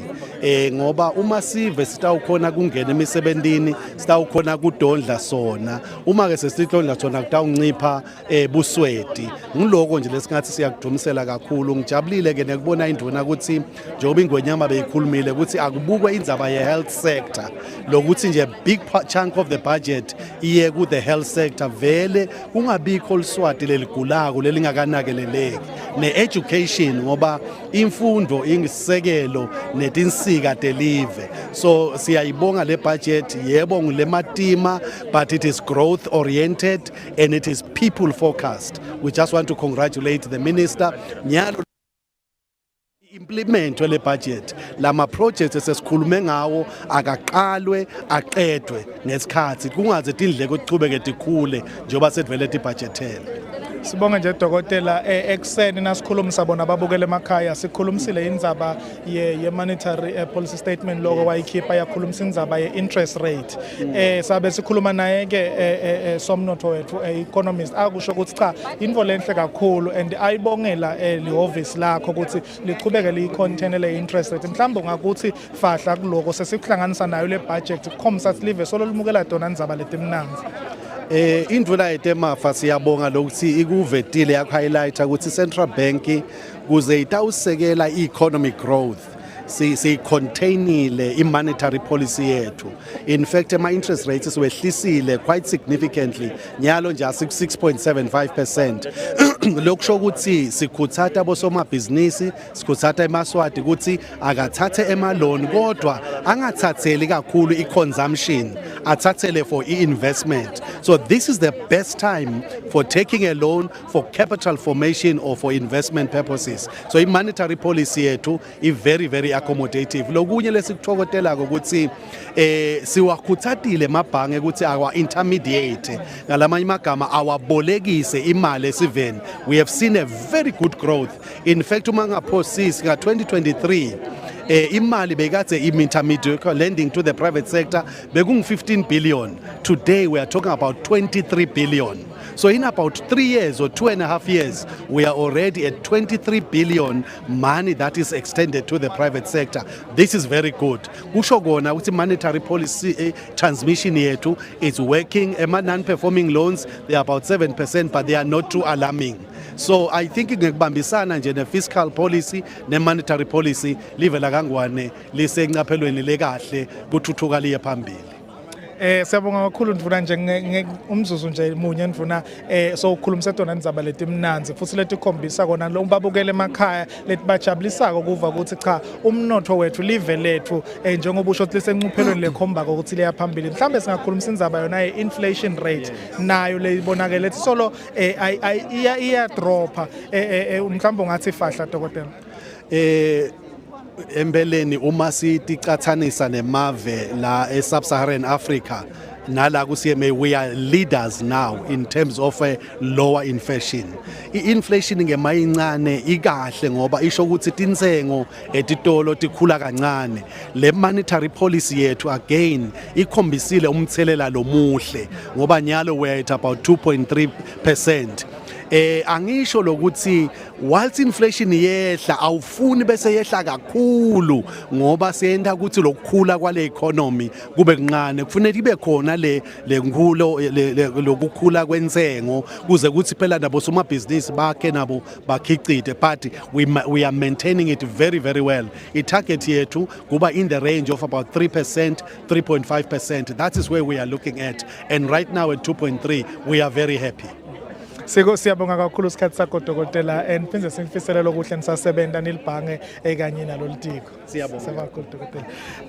Loyo ke bekungumphathi walo libhange lelikhulu even la kangwane iCentral Bank of Eswatini dokotela Philip akhulumisa dona ndzaba tayo ibudget ube suyathinza ke sokuthi fahla ndzaba te inflation wathinza wathi fahla tindzaba tayo interest rate usithi khulumisile ekseni sikhulumisana nawe mbukeli wa umsakado weSwatini Financial Times umsakado wakho lo uthanza kakhulu uchazile ke dokotela manje wakuchaza ngelulimi futhi wena lo tawuliva angambike ngedvana futhi nyalo la tawuphinze ke asijoyine ngiyo indvuna yelitiko letekulima umhlonishwa Mandla Chauke ndvuna yenkosi sikhulumisene nawe ekseni ngikhulumisa yona indzaba lebe ni expectile na indvuna seyimtheblile 2 billion kulo elitiko mhlambe ungasho ama reflections akho. Siyabonga msakati besivusele sive ekseni siyadumisa ukuthi i-budget speech indvuna yetemafa seyibekile inkulumo lehle lekhomba kona nje kwabe sishito ukuthi sibheke i-budget letawubhekana nezidingo temaswati vele ibe njalo iyabonakala ukuthi ihamba nelithando lesilithole engwenyameni agape love uthanza emaswati bese anakekela ngala tekulima ke siyajabula ukuthi sithole 2.2 billion timali entonge lenkulu yale mali iya ehlelweni lokwakha lidami lelikhulu okuthiwa imbakeni 1.4 billion wakhona uya lapho siyajabula ke ngoba iprogress kuleli damu inhle kakhulu indvuna ibalulile ukuthi sesivele siku 44% sinesiqiniseko ukuthi litawuphela ngalo 2028 lokutawenda ukuthi impilo yemaswati ikakhulu leyandzawo ibe ngcono sibuye ke endzabeni ye-FMD nakhona siyajabula ukuthi kukhona lesikutholile simtholile 15 million lo tawuya kuyovusa tindalada delivery njengoba bezivele sicelile sishito ke ukuthi lo hlelo lolu silubalele sakhanza ukuthi imali etsingakalako isabalele impela iyale kubo 80 million kodwa ke this is a very good start. The program safuna ukuthi si roll out over 3 years so that is to call out by that time le level beselivikelekile so sethemba ke useminyakeni letako itayo ngekukhula ngoba phela nyalo kube emergency sithabe sesilungisele kahle sithole better amount so that sikhona ukuthi on year number 3 sibe sesicethile lokunye sikujabulele khona lapho kulwene FMD le mali yama vaccines ukuthi sitholile sho sitaqhubeka sithenga ama vaccines kuze inkomo temaswati tonke jove eveni so khona kucisha lo mlilo lobhebhedeleka sijabule ukuthi induna ikhulumile ngendzaba climate change lokusho ukuthi sibhekile ukuthi kule mali lekhona lase sicwaninga sitayikhanza imali kwakhe emadami lamancane lasemkhathini kuze ukuthi emaswati akhona kunisela njengoba ubuka nje umbila wethu lonyaka ufile ikakhulu kuMiddelfeld la kulo feld kanti itulu belanele manje emanti ahambile aselwandle lokunye ke lesikujabulele ngilokuthi induna ibaluleka kakhulu ngehlelo loluhle lokuthiwa ngihamba ubuye le nto wangiway wakhomba ukuthi washo ukuthi le nto umehluko longanani nakhona siyethemba ukuthi nasesingene emathunjini ale speech le detail book of estimates ayithola imali ngoba besimcelile 40 million we commercial farming samcela na 14 million wahamba ubuye siyethemba ukuthi utawonda umehluko eveni kwegcina umuntu la ngakubalula indzaba yemandi esiveni sonke noma ingekho etiweni letekulima kodwa njengelunga leParliament ngiyathi ukuthi enkundleni yami emkhiweni sililo semandi sikhulu induna ke ishido ukuthi inhlelo tokufaka emandi lahlobile emakhaya titawuqhubeka tisekeleke ngetimali letiko la natural resources libambisane nabo bonke bahlonishwa kuze emandi afike esiveni sonke sineke emkhiweni vele kunemandi lesiwabukile lesiwafucako laqhamuka lethu lemaphalaleni atawusitha ukudla totimbili kodwa nathi njengabasemkhiweni sikhona ukuphila sinathe siyabonga Nduna inkosi siyabonga kakhulu sinifisela ihlanhla nelitiko siyabonga loyo ke bekuyinduna yalo litiko letekulima umhlonishwa Mandla Chauke akhulumisa yona indzaba yema reflections kuyo inkulumo yakhe induna yelitiko letemafa nyalo ke babukele emakhaya kuwo umsakazo wakho Eswatini Financial Times ngitawujoyinwa ngiyo induna yelitiko laka Housing and Urban Development umhlonishwa Apollo Maphalala sikuvusele induna yenkosi kuwo umsakazo Eswatini Financial Times awusiyakubingelela mfana nkosi sibingelele nesive sonke Nduna yenkosi seyikhulumile induna yelitiko letemafa yakhulumisa kona kwabiwa kwetimali ingaba ngathini ama reflections elitikweni Siyabonga kwecala singayidumisela induna yetemafa isebenza umsebenzi lomkhulu akusilula kubalance sema resources netidzingo delivery siyathatha idzingo delivery dinengi futhi tonke ti critical kude nje longathi sinika lesinye mandi vele tifuna ngabe kube ma resources asivumela ngabe sithi thatha tonke at once but he has tried very hard lokho ukuthi ema resources aswafake one lalapho sitawuthola ema values la setulu khona nakwema returns kwesibili siyifake lapho kune social dividend lenkulu khona kunaka sive njengoba khulumisa etindzaba teku support initiative yaka DPM akhulumisa etindzaba te social security nje in general bese phinze uyitekile lokuthi kufuna si-investe ku growth noma kukhulisa lo mnotho cabanga singiloko lesimbonga ngako Minister of Finance neteam yakhe bekasebenza ngako sesikushito lokho I think ucritical ukuthi bese sibukisana lokho ukuthi ngoba kukodwa lokufaka imali la ngedulu kufuna bese sibuka imbobo la ngaphasi la lapha ivuta khona sivalele leto timbobo I think noma le mali yethu ingeneli but if singenda siqiniseko sokuthi lonke lilangeni lelifakwe la budget lihamba umgamo lomuthi leyo nto leyo ingenda ukuthi live litinde mfana wakithi Nduna yenkosi ingwenyama ikhulumisile kuthuthukisa kwadodindzawo leti sengakabi madolobha and sibonile litiko lakho lisebenza ngekutikhandla kuzama kufukula leto tindzawo mhlawumbe ungathi fahla kubabukele emakhaya Siyabonga mfana nkosi yes litiko laka Housing and Urban Development lamva kahle okandaba empeleni kusuka eminyakeni lophelile enkulumeni yakhe khona la ngekhathe eParliament nakavuma eminyakeni lophelile beka imbubo yemhlaba beyibeke ukuthi asek addresswe indzaba yetikom nje tikom letinye la ngekhathe emadolobheni letinye outside emadolobha sineke sicale ngale la ngekhathe emadolobheni lokuthi formalizer kubomacambeni nje speak you know, sisebenza indzaba ema-surveys, industry kumathapha, lapha ngasesibayeni nakhona abantu bahleli ngale ndlela bahleli ngayo, so besikhathe emaploti siba-allocate kahle emaplotini bomhobodleni la kakhoza nakhona abantu bahleli ngale ndlela bahleli ngayo, so sifake infrastructure sibafake emaplotini la sa-formalized ngoba indvo lenkulu lesiyifunako ngilokuthi abantu babe ne-security of tenure noma babe ne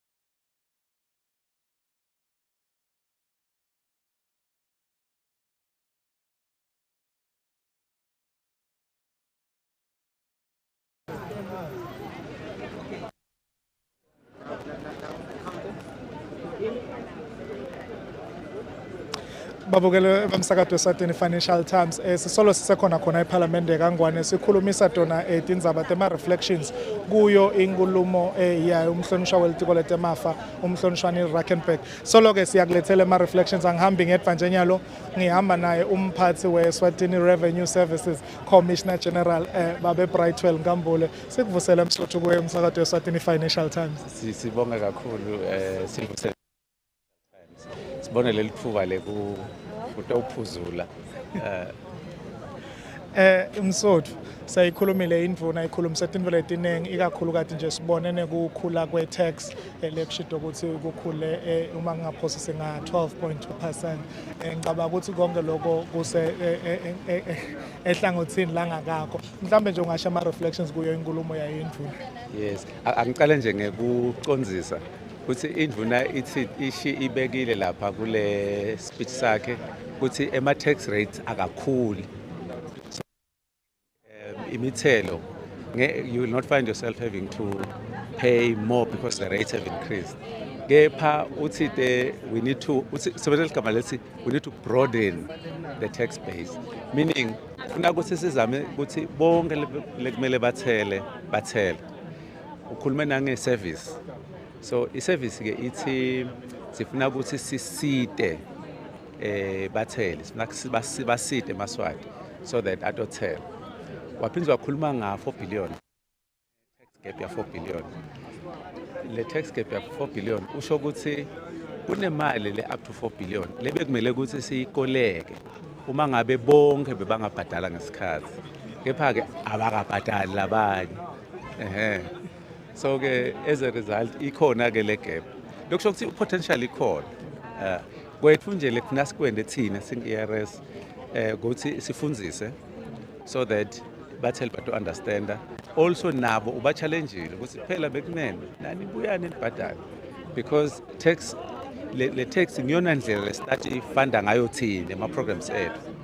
Ngeke sithi silive bese sithi bomakhelwana bethu bathi osinika imali sitokhona ukuthi sifunde ama-services ethu funa siwafunde sina ngithi futhi ngeke sirelaye kakhulu ekutheni sitawuboleka egcineni wena njani bhadala so kusala ini kuzala ukuthi thine ngeke ngithi le kankhambule ngidasi nase ngifuna kudla ngeke amakhelwane ngithi hey makhelwane ngicela kufuna ngisebende sho njalo iminister kusho njalo sasisebende and sitawusebenza Msothu ngevakalwe ikhuluma indzaba yayo kubhadala kwethu Binqom sibonile inkampani iRS ifundzisa kakhulu ekutheni abantu ababuye babhadale i-tax presenter ema-financials enu nikhombisile kukhula kancane mhlambe lokho ngabe kuyi-result yokuthi niphuma umkhankaso niyafundzisa yini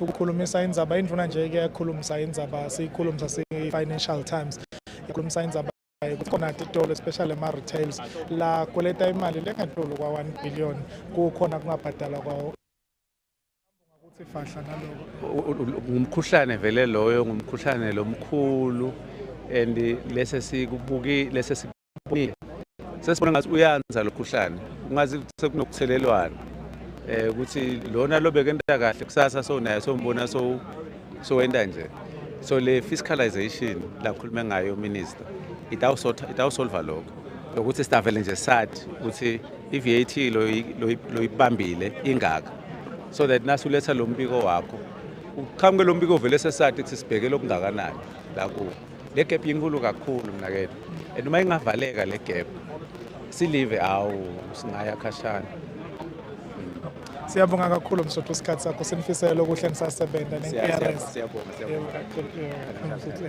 Loyo ke bekungumphathi wa-Eswatini Revenue Services Commissioner General Brightwell Nkambule akhulumisa indzaba yomthelo kwekuthi uba eMaswati angawubhadala kahle umthelo netinkampani live lingaqhubeka lisimame futhi lingaqhubeka lithuthuke. Uyikhulumisile ke indzaba yetinkampani letibohle ke tiukweleta noma ke tiudoja lona mthelo ukuthi kuyalimata kakhulu inkampani ngoba lena inkampani lekwelekela uhulumende umthelo kuze uhulumende atawukhona ukukhulumisa kahle indzaba yayo atawukhona ukukhulumisa kahle yayo indzaba le budget nje ithelelwa ngiyo indzaba yawo umthelo babukela emakhaba eSwatini Financial Times sola ngambi ngethana lenginayo enyalo so ngiyo indvuna yelitiko letemafa umhlonishwa Neal Rijkenberg lebekathula inkulumo yakhe yayo i-budget speech 2026. Honourable Minister, let me start by congratulating you on your very, very, very insightful budget speech, and it shows that there was immense hard work that has been done there. No, what I can guarantee you is a lot of work goes into this budget speech. Every ministry gives input. We analyze all the input. We remove a lot, because ministries give us a lot of information. I know it was a long budget speech, but if I look at how much was removed, it would have been twice as long and not removed a lot. So it ends up beginning that we then add what we believe the theme needs to be. We add content. So yes, it takes a lot of work, and that's why I thank my team, because really there's the team at the Ministry of Finance that worked tremendously to try and get not only the budget speech, but the budget holistically, and all the estimate books, the budget for the people. There's a huge amount of work that goes on in the background just to get to where we are today. Honourable Minister, a lot of captains of industry that we've just spoken to and ministries, they are saying this is a pro-people budget, which is centered around the people. Maybe one will thank you on that part. And we've just spoken to the Commissioner General from ERS, who spoke on the issue of tax and said that if a Maswati will understand tax well and pay tax very well, it will cushion the finances of this country. And I also highlighted on the issue of others not paying tax, including retail shops. Maybe you can touch on that. So correct. So at the moment, ERS is really, I'm very impressed with ERS. Really, they do a very good job of growing taxes. So as you'll see, there's a double-digit growth in tax for the last few years. When you look at tax to GDP, we go up almost 0.5% on an annual basis. So we went up from 15, we are now at 17%, and this coming year we're now growing into 17.5% tax to GDP. Not only normal increases, but increasing beyond that. So really, I am very proud of the team working on this, firstly. Secondly, they are, there's almost a 2.3 additional tax this year from last year into this new budget. They receive bonuses if they hit their targets, so there's a lot of pressure for them also to try and deliver in that. But at the same time, they do all that with a lot of integrity and really working with the taxpayers. They are getting tough now when it comes to retailers and wholesalers. We do believe there's a lot of VAT fraud taking place. And I'm not talking everybody. I'm talking there's a segment of that where there's VAT fraud taking place. They've got a very good plan with fiscalization, tools, budget now to tackle that, which they're busy doing. And I think that'll continue to take us in the right direction. But yes, the bottom line is, from that perspective, we believe we're very well covered. Thank you, Honourable Minister. There are a lot of ministers, they've said those were very much proper allocations, so congratulate again on that. Maybe you can make reflections on this budget. We have seen growth from previous estimates. Now we are seeing much growth, especially on health. We have seen it because as much as they touched on healthy, we have seen on agriculture, especially the Mpageni Dam. We're speaking to the CEO of eWaid, talking about the job and opportunities that will come with that. Maybe you can make overall reflections, Honourable Minister. Look, I'll start with the last point you mentioned. Mkondo Ngwavuma project is about a 30 billion project. That's now the two dams, the one in the Mkondo catchment area and the one in Gwempisi catchment area in Ngwavuma. And so between those two, Eswatini has never done a project that size. We've never done a 30 billion project as a country. We've never done half as big a project as that. So we're tackling a mega project here.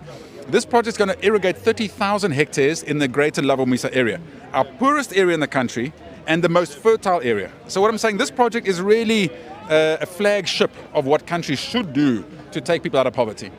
And when you look at the numbers, not only looking at the agriculture, but if you look at the agro-processing, because obviously 10,000 hectares is going to go to cotton. There's a whole cotton industry going on there now. We're putting up a huge industrial park just for the cotton industry. When we've done the numbers, it shows that we're going to create over 100,000 jobs, that project. It is absolutely a game changer. If you create 100,000 jobs in today's economy, the unemployment comes from 34% down to almost 10%. It's such a big impact. So yes, at the moment you're seeing through my budget speech, I was talking of jobs, because that is our biggest focus. Honourable Minister, when we spoke to a lot of, I would say, captains from your parastatals, they were commending you, and almost all these parastatals have been reporting very positive news. I see a lot of collaboration there. Maybe you can touch on that. You're 100% right. As a Minister of Finance, we have, I think, the most parastatals under the Ministry of Finance. I'm very proud of them. Not to say everything gets done perfectly every time. We've had our problems here and there, but at the same time, the teams are very focused very well, and we work very well together. So if I have a problem with a collapsed entity, FSRA, Central Bank stand together in this. FIU is part of the team of really making sure that the country gets out of certain troubles. So no, I agree with you. The parastatals we have under finance, I'm very proud of them, and they all really pull their weight. Thank you, Honourable Minister, for your time. We wish you well. I said earlier, you deserve a vacation after such a well job. Thank you so much, Honourable Minister. Thank you for your time. Leo ke bekuyindvuna yelitikolete mafa bekunguye umhlonishwa Neal Rijkenberg akhulumisa yona indzaba ye-budget lecedzwa kwetfula nguye. Solo ke ngisachubeka ngisathatha ima-reflections sisakwetfulela kumsakato wakho lothandwa komsakato weSwatini Financial Times. Sikwetfulela indzaba leti yakhona eParliament. Sebenta wona ima-reflections kuwo inkulumo lejabulisako. Angihambi ke ngedvana nyalo lesenzele emhlonishwa sebahlonishwa laba bahlonishwa bakhulumisa wona ema-reflections. Umhlonishwa seyikhulumile indvuna umsakato weSwatini Financial Times lo seyikhulumile indvuna yelitikolete emafa yakhulumisa yona indzaba ye-budget. Mhlambe singeva wona ima-reflections. Okokucala msakathi ngaqala ukuvusela kuwe nje umsakathi sibonge bese sivusela kakhulu nesive seMaswati ngalokukhethekile bese sivusela isive senkundla yakumethula. Siyabonga kakhulu umsakathi siyambonga na minister enkulumeni yakhe lasayithulile emaphakelo thina sibe inkundla yakumenye lojabulako ukuthi ebekelani kolimi. Kanike kube bekunalamadama umsakathi la khulume ngawo minister ukuthi kumele kwakhiwe wona so that kutawuniselwa nasisebenta ikakhulu ka agriculture. Ngiko ke umsakathi lokhu ngijabulisile ukuthi cha nebenkundla yakumethula ngoba ikhona imifula netindzawo kukhona lapho singakha khona emadam ngokubekisa nje umsakathi kulomunye umphakathi kaNzameya kukhona lapho khona singakha idam lelingacishe linisele ikota yale nkundla. Sibona mhlonishwa sibona ukuthuthuka kwayo ishiselo siyabona ukuthi kunema projects la tawufucula ishiselo ngicabanga ukuthi bahlonishwa bafuna ngabe bathakase kakhulu bajabule kakhulu ngenzaba yekubona ngoba ishiselo bese kusele yona nje nizabente emgwaqo nasenzabente infrastructure letakhiwo letinkulu lethuthukisana but siyabona ukuthi ikhulumile ingwenyama malanga laphelile yakhulumisa indzaba yato takhiwo ukuthi kufuna live lifucule takhiwo lokho kulethe amathuba Tugo. Mhlawumbe ungente ama-reflections lapho. Cha ngiyabonga msakathi. Usho yona yenjabulo msakathi angathi ukuthi ungangivula kanjani ungibukela ngekhathi msakathi ukuthi ngijabule kangakanani ngomhlonishwa wenkundla yakumethula. Lengakubikela kona nje msakathi ngaphandle kokuthi ishiselo iyathuthuka. Enkundleni yakumethula msakathi MR10 lo ngikhuluma nawe nje. Inkampani letakwakha lomgwaqo ivele ikanekisile lenkundleni yami yakha khona ama-office ayo itawususa lo mgwaqo lo MR10 losuka la eSalema eMthambama inkundla uyofika eMalonga umgwaqo lo budze bawo 46 kilometers. Ngaphandle kwalomgwaqo msakathi kwakhiwa ne-health center la khona seyanga semaphethelweni i-health center sekucale kwakhiwa indabonesi khona lenkundleni yami ngaphandle kwayo le-health center msakathi kwakhiwa nathela wayeka wenkundla la khona lenkundla lengithi ngithela wayeka utawuthola konke lofuke ukuthole nawuye edolobheni ligama la lenkundla i-service center la khona onke lama office yasaye uhulumende asamikise uhulumende sowumikise emahhovisi onke etinsita emakhaya kubantu kufike kwasijabulisa kakhulu ke msakathi ngoba akabi kunaka lokho kuphela netikolo msakathi tiyakhiwa tintabothishela ngoba phela kuze kube nempumelelo kulo lonke live kumele labantwana bafunde but ke kuze bafunde kahle kumele labothishela kube nenhlala kahle kubo kuqala ngikona ke batawuletha sito lelingcono kube kusele nje msakathi nenkomo ngeke ize yesuthe msakathi uma lo melusi angesuthe kudzingakala lo melusi kusuthe yena bese kuthiwa ifunele emadlelo lahlata lenkomo msakathi bengisasho njalo nje bekukucala ke msakathi ukubona uhulumende alisibambisile silive laseshiselweni akusilona kuphela umgwaqo na MR25 nawo uyachubeka nawo ngaba kunengi kube kunengi ngenjabulo lesingiyo msakathi sithi impela siyakhona ku first world. Siyabonga kakhulu umhlonishwa sibonga kakhulu isikhathi sakho sinifisela okuhle nenkundla yakumethula. Siyabonga kakhulu. Lo bekungumhlonishwa wenkundla yakumethula solo ke sikhona eParliament sekuya ngasemaphethelweni lokwendeka khona eParliament lapho khona indvuna yelitiko letemafa beyithula khona inkulumo yayo yekwabiwa kwemafa. Babukele emakhaya siyabonga ukuthi soluselisane nawo umsakato wakho umsakato weSwatini Financial Times lokwethulela bukhoma tonke indzaba lebetendeka eParliament lokuhle kodwa lebekwendeka khona. Sesitawuphetha nje sephethe sikhulumi setona tindvuna tembuso sakhulumisa bona baphathi betinkampani basho ama-reflections bayibonga i-budget le pro growth. Sesephetha nje babukeli beSwatini Financial Times sesinaye Mrs. Rijkenberg. How are you, Mrs. Rijkenberg? This is Swatini Financial Times. Yes, nice to be with you. Thank you. I was just telling the minister that, Minister, you've been working very hard. You deserve a vacation. I'll say from a citizen perspective, this budget, we've talked to a lot of people, captains of industries, ministers who are all happy, by the way, with the allocations, and they are saying it's pro-growth, people-centered. Maybe from a citizen point of view, not from a Mrs. Rijkenberg point of view, but a citizen point of view, your reflections on the budget. I know from the history of spending my marriage with the Minister of Finance that he really cares about the man on the ground. He really cares about employment, he cares about empowerment. And so this is very much in line with what is on his heart, on his vision for the country, for the nation. And free trade, free markets, as much growth as possible. And he grew up poor, so he knows it's possible. And he wants to empower everyone to do the same. Okay, maybe just me, Mrs. Rijkenberg, peeping through at home. How has it been with, he's been the minister for the past nearly 10 years now, and I know finance is the most stressful part, so how is it? Is it not impacting you? But I think you've got a kind heart, because finances troubles everyone, so how has it been with the minister there when he's a minister, not as when he's Mr. Rijkenberg? I would say that after the speech it gets harder, actually, when they have to. That's reality. Yeah, when they have to fight it through Parliament and try to get it actually actionable, you know. So it gets a bit harder now after the speech for, to argue it out and to find how to put it in place. But like I said to someone else earlier, he's a very even-tempered, calm person. So he really just tells me a few things at home, just I think to offload. But other than that, he's got it. One will thank you on behalf of the country. We can see the calm personality with the minister. And we wish you well, Mr. Rijkenberg. Thank you so much. Loyo ke bekunguye Mage Rijkenberg Minister of Finance Neal Rijkenberg. Babukele emakhaya sesiyafika emaphethelweni kwayo kusakadwa kwakho kwayo inkulumo yakhe Minister of Finance la eParliament.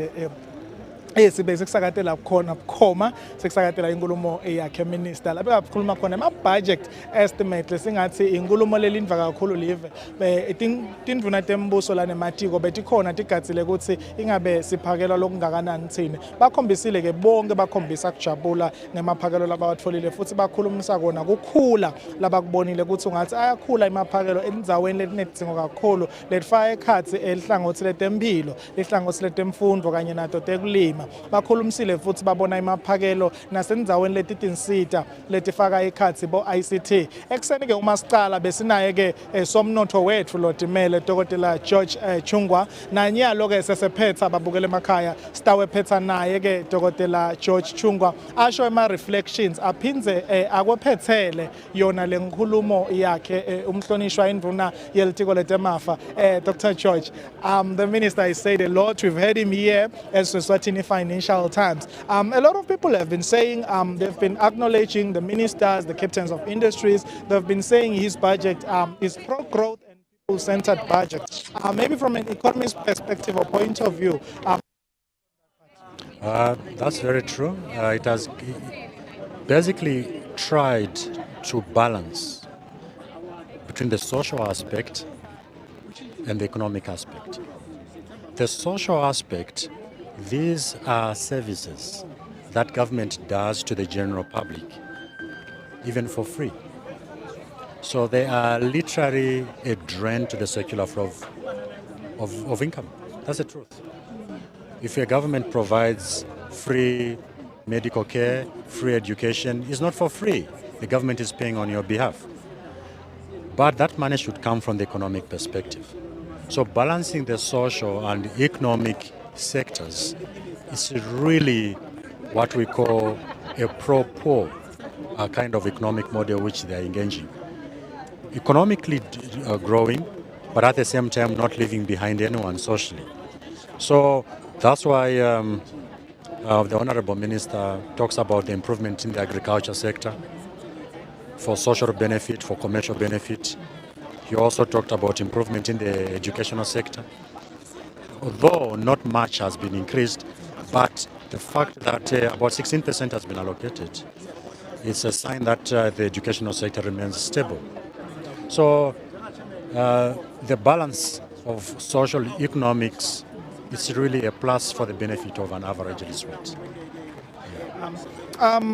Mr. Chungwa, when you look at the budget, it's so broad and at times it's a little bit confusing for the viewer at home. They hear billions, hundreds of millions. Maybe if we can try and break it down to them, you've said that he tried to strike the balance.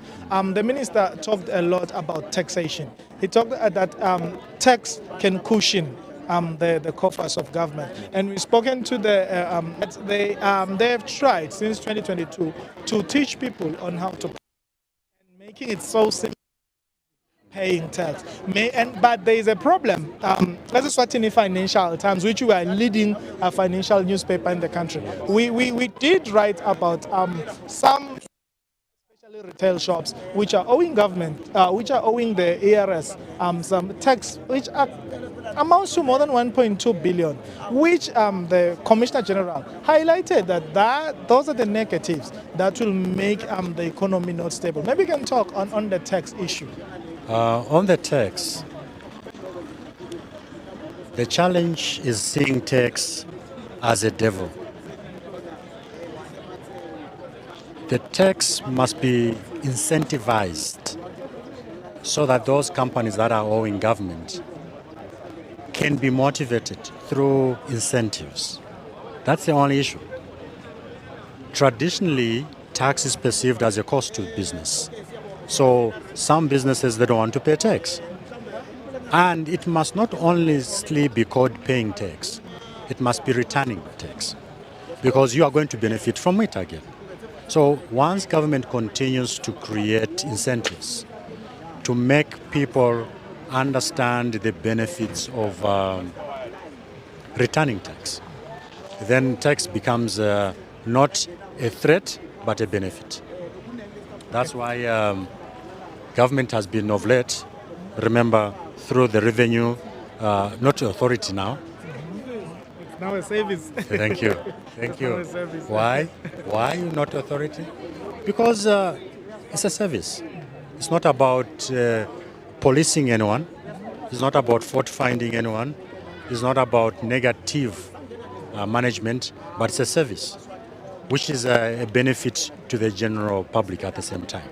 So incentives must be motivated. Thank you. Yeah. So the more tax system is incentivized, then the more it's going to be beneficial to an average beneficiary. Mr. George, your summary of the whole budget. I've been guiding you a little bit on the people-centered and pro-growth. Your summary of the budget. Well, my summary is that the budget has remained prudent, both on the micro and the macro sectors of the economy. It has shown fiscal prudence, which is a gateway to fiscal stability, at least for this coming year, 2027 as well as 2026. So one keyword is basically fiscal prudence, which the government has basically leveraged on from the one that has just ended, the previous budget. So if you compare the previous budget to this year's budget, actually you realize that government has not spent a lot. So it has actually saved more revenue. So that is basically the definition of the mark of fiscal prudence. So the issue of bonds that they've been doing, the 4 billion bonds, in a layman language, what would you say about that, which the ministry through the central bank have been doing? Well, bonds are a very good instrument to stimulate domestic finance. Bonds is when government decides to borrow money from the people, not for free, but to give them more money back through interests. And not only that, bonds are an enabling instrument to local investors or Emaswati to become part and parcel to economic policies. So the fact that bonds have been, targeted as one of the instruments to leverage on both fiscal and monetary policies, it's a positive move. Thank you so much, Mr. Chungwa, for being on as the Eswatini Financial Times and for your great insights. We appreciate having you today. Thank you so much. You are doing a great job, and we keep on reading your publications. It's a great job. Keep it up. Thank you so much. That's positive. Thank you so much, Dr. George. Thank you. Solo babukele makhaya Financial Times. Sesiyephetha sesiyagogota sisagogota nje sifuna kuba naye the man of the house nguye babe Clerk Benedict Xaba lo sebenzela khona lapha eParliament. Sibonile eParliament beyiphithitela kulamalanga icale yaba nenkulumo yayo ngonyama uma ivula yona iParliament esigaba sesithathu kuyo iParliament el12 nyalo sesiphinde siyayibona lamhla iyaphithitela futhi beyinenkulumo yayo indvuna yelitiko letemafa umhlonishwa Neal Rijkenberg ethula yona inkulumo yakhe kwabiwa kwetimali sinaye babe Clerk to Parliament babe Benedict Xaba sikwamukele mthiyane komsakazo weSwatini Financial Times. Asibonge kakhulu kuyo iSwatini Financial Times. We're very excited. You can see the atmosphere here. And I'm going to just discuss my finances. Live lengosi lithi imali impendulo yakho konke. So really we need money to move things. Clerk iParliament nje liviki lonke soliyaphithitela icale yaba nenkulumo yengonyama mayivula isigaba sesithathu kuyiParliament el12 lamhla seyiphinze ihosta yona ibudget mhlambe nje ungakhuluma emalungiselelo and sinibongele niParliament ukuthi solo niyakhona nje kuwa hosta kahle lemisebenzi lemikhulu nakangaka even live lonke liyema ligathe lemisebenzi lena. No, asibonge kakhulu kubo baka Financial Times. Sibonge kakhulu umsebenzi omkhulu kangaka kusuka ku state opening kufike ku budget speech lo ngakubuka kunale linkage lesukako kuye inkulumo yayo imbube yemhlaba kuthi emva kwebelibhodle libhubesi lisho into letitsite letikhi and mase sibuka ibudget speech yakhe minister ivele yaba in line ngaloko lokwethulwe ngiyo imbube yemhlaba. So we are very excited as Parliament and nale atmosphere ke lesisa si create uma boyilandzela ibudget speech yalonyaka ehlika kakhulu. So sisolo celebrate yena lo 40 years we leadership ya imbube yemhlaba. Uma ungabuka lapha silungise isession yaka networking. So sithi ke le message lebe siyisenda siParliament sinemkhankaso lothi taking Parliament to the people last week siParliament kubantu khona. So sithi live ngeke liyembi ngaphandle kwepartnership. So that's why umqonzisi kube siyaphuma seta la networking lunch bengesokuthi stop abantu ukudla nokuthi sinemali yokudla kodwa be stop partnerisha ukuthi singasebenza kanjani to move this country forward ikakhulu kutote emnotho nenhlangothi letsite.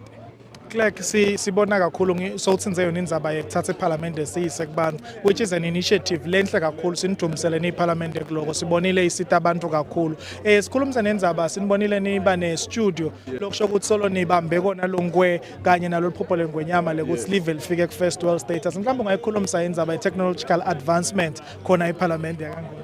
Yes, mawungabuka muva sithe bahlonishwa abasebenzise ema gadgets. So mawungabuka nje ma performance reports accept imqukutho lemningi ito present weParliament kodwa sekuta digital. So ke nyalo sesinale studio lesisethile la sithi khona ka asibe accessible to the people nalo lonke live. So le studio lesikhona akusiko nje ukuthi sebahlonishwa kuphela salo lonke live. Makhona isubmission ofuna kuyilethe eParliament we have got our media guys and we sikhona nathi la siyangena khona e studio. So iParliament is a representative imele bantu. So ke lokubamela ngale studio kusho nje ukuthi noma ngumhlonishwa kuphi eshiselweni 1-2 unalo lungelo lokutenta ama submission is so sive ke sesitawukhona kulandzela inkulumo yeParliament nemithetho le ngiyona ishaya isalungiselelo so bantu sebangakhona ukuthi balethe ama submissions abo so ngathi nje ku central studio even young people you know bebade baba board kubona lapha nje uyasibona ku social media sikuphi kuphi sikhona so siyakhona ku reach different people. Clerk, sinibongele kakhulu siyabonga kakhulu umsebenzi iParliament yabonakala lathi yethuthuka siyabonga kakhulu. Thank you very much siyabonga kakhulu asibonge ku Financial Times. Siyabonga kakhulu. Thank you. Loyo bekungu Clerk to Parliament babe Benedict Caba akhulumisa wona lokwendiwa iParliament yakangwane kuzama kuthi bafike ngoba ingonyama isinikete insaya lenkulu ukuthi sonke sisebentele live kuze live likhona ukuthuthuka lifike ku first world status la babukele emakhaya kumsakado wakho eSwatini Financial Times. Ikhulumile ke Clerk la ukhuluma yona ukuthi ibudget ihluke kakhulu ngiyathi ukuthi lo munye umbukele ekhaya uthi ingabe mine ngitayithatha phi lenkulumo mangabe engagile lenkulumo lento utaqhubeka uyitfola enkundleni takho tekuxhumana ungasichubeka umvakashele eSwatini Daily News kuye YouTube utayitfola lenkulumo le kanti futhi umsakado wakho eSwatini Financial Times awugcini nje kuphela kukusakatela bukhoma siphindze sibe nalo liphepha lethu iprint loku eSwatini Financial Times letfolakala kuto tonke titolo letinkulu naletincane even la kangwane lapho khona stabe khona siphethe khona bongcondvo netinjula abqopho tethu tihlatiela yona ibudget tiyibuyisa dutane nawe kuze utawukhona kuyicondzisisa siyacela ukuthi ke uma ngabe usele awukakhona ukubukela kahle umsakado wakho eSwatini Financial Times vuka ekseni uhambe uyotithengela liphepha lakho le eSwatini Financial Times kuto tonke titolo siphindze ke ngengushiye babukele emakhaya ukuthi siyatholakala kuto inkundla tekuxhumana uyasithola kuye Facebook hamba ufune eSwatini Financial Times like share and follow kuthi unganosala angeke sikufihle ukuthi singilo liphepha lelamba lembili kulo liphepha lelihlatiya indzaba temnotho lelihlatiya indzaba tetimali sinetinjula abqopho tethu leti khulumisa tona tindzaba tayo ke indzaba yemnotho lese idzingitso yatsingitswa la babukele emakhaya bekumnanzi sihlelisane nani bekumnanzi sikusakatela khona eParliament sikusakatela bukhoma lobe kwendeka eParliament chubeka usilandzele uchubeke ufune eSwatini Financial Times wathutane nawe utathola khona indzaba sitakusakatela tona ungasingakushike ukuthi siyatholakala na ku website ungangena uthi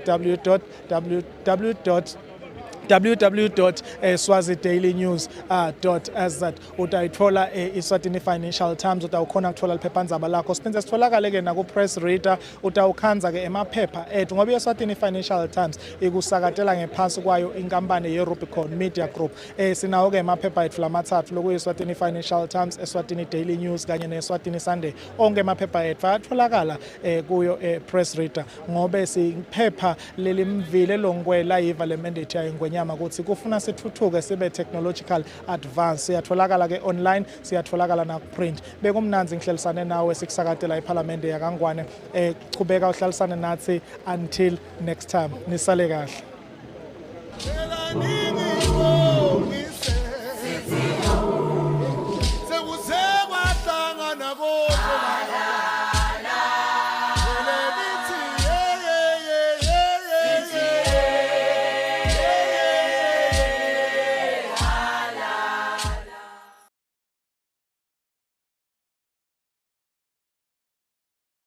Yimi inkosi yana.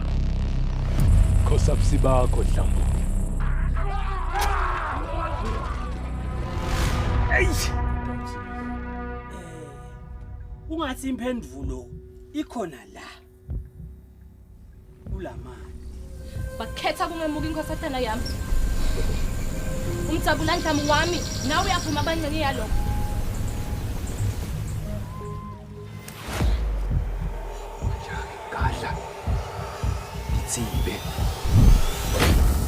Amaswati lokhu ala nyimpi ndawonye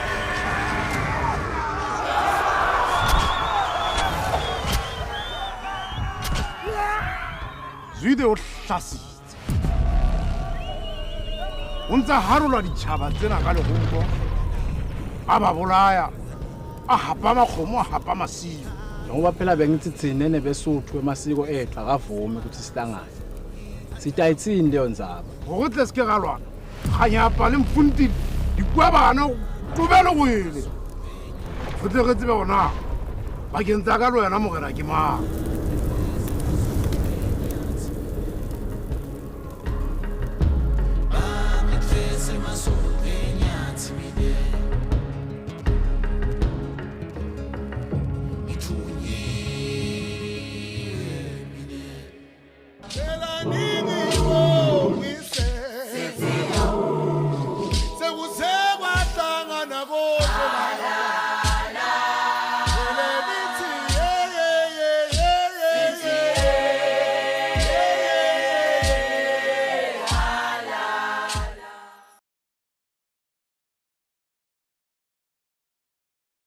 Ngiyeme inkosi yana. Khosa busibakho Dlambu.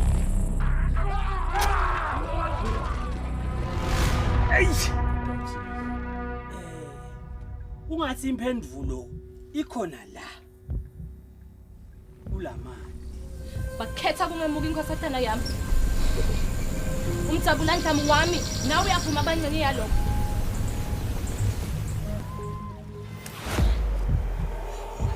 Gadla. Itsibe. Amaswati. Lokhu ala nyimpi. Ndawunika.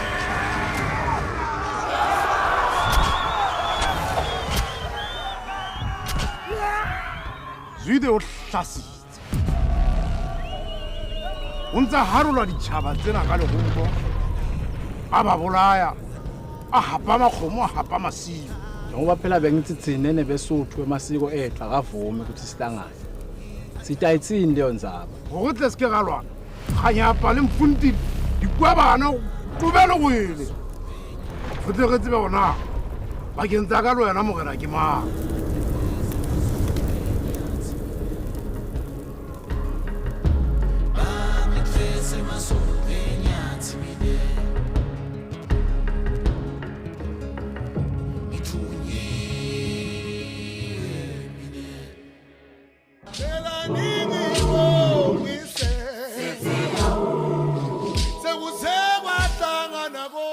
In 2026, the Kingdom of Eswatini marks a remarkable milestone.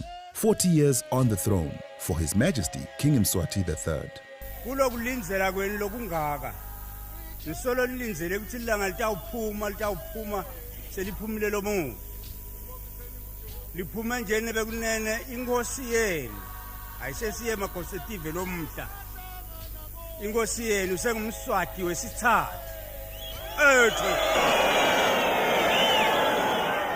A journey that began on the 25th of April, 1986, with a young king delivering his first words to the nation. And serve you as your king. I shall endeavor to work, as my father did throughout his reign, to advance the unity, happiness, and prosperity of my people. Over the past 4 decades, His Majesty has led the nation through moments that shaped our history, guided by major national addresses, development programs, and milestones that continue to move Eswatini forward.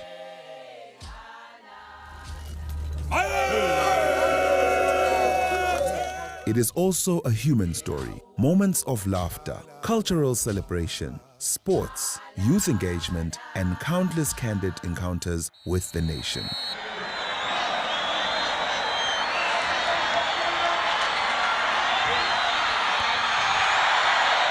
Namuhla ke sithi asikumemetele ukuthi sesitawuvule sadiwe ngekuthi silive leSwatini kungasasilo leSwaziland bekunene. Ngawo kelithango njoba nishoda ngeliholiday namuhla sendawuphiwa ngeliholiday lithango. Today we look back with gratitude and forward with hope.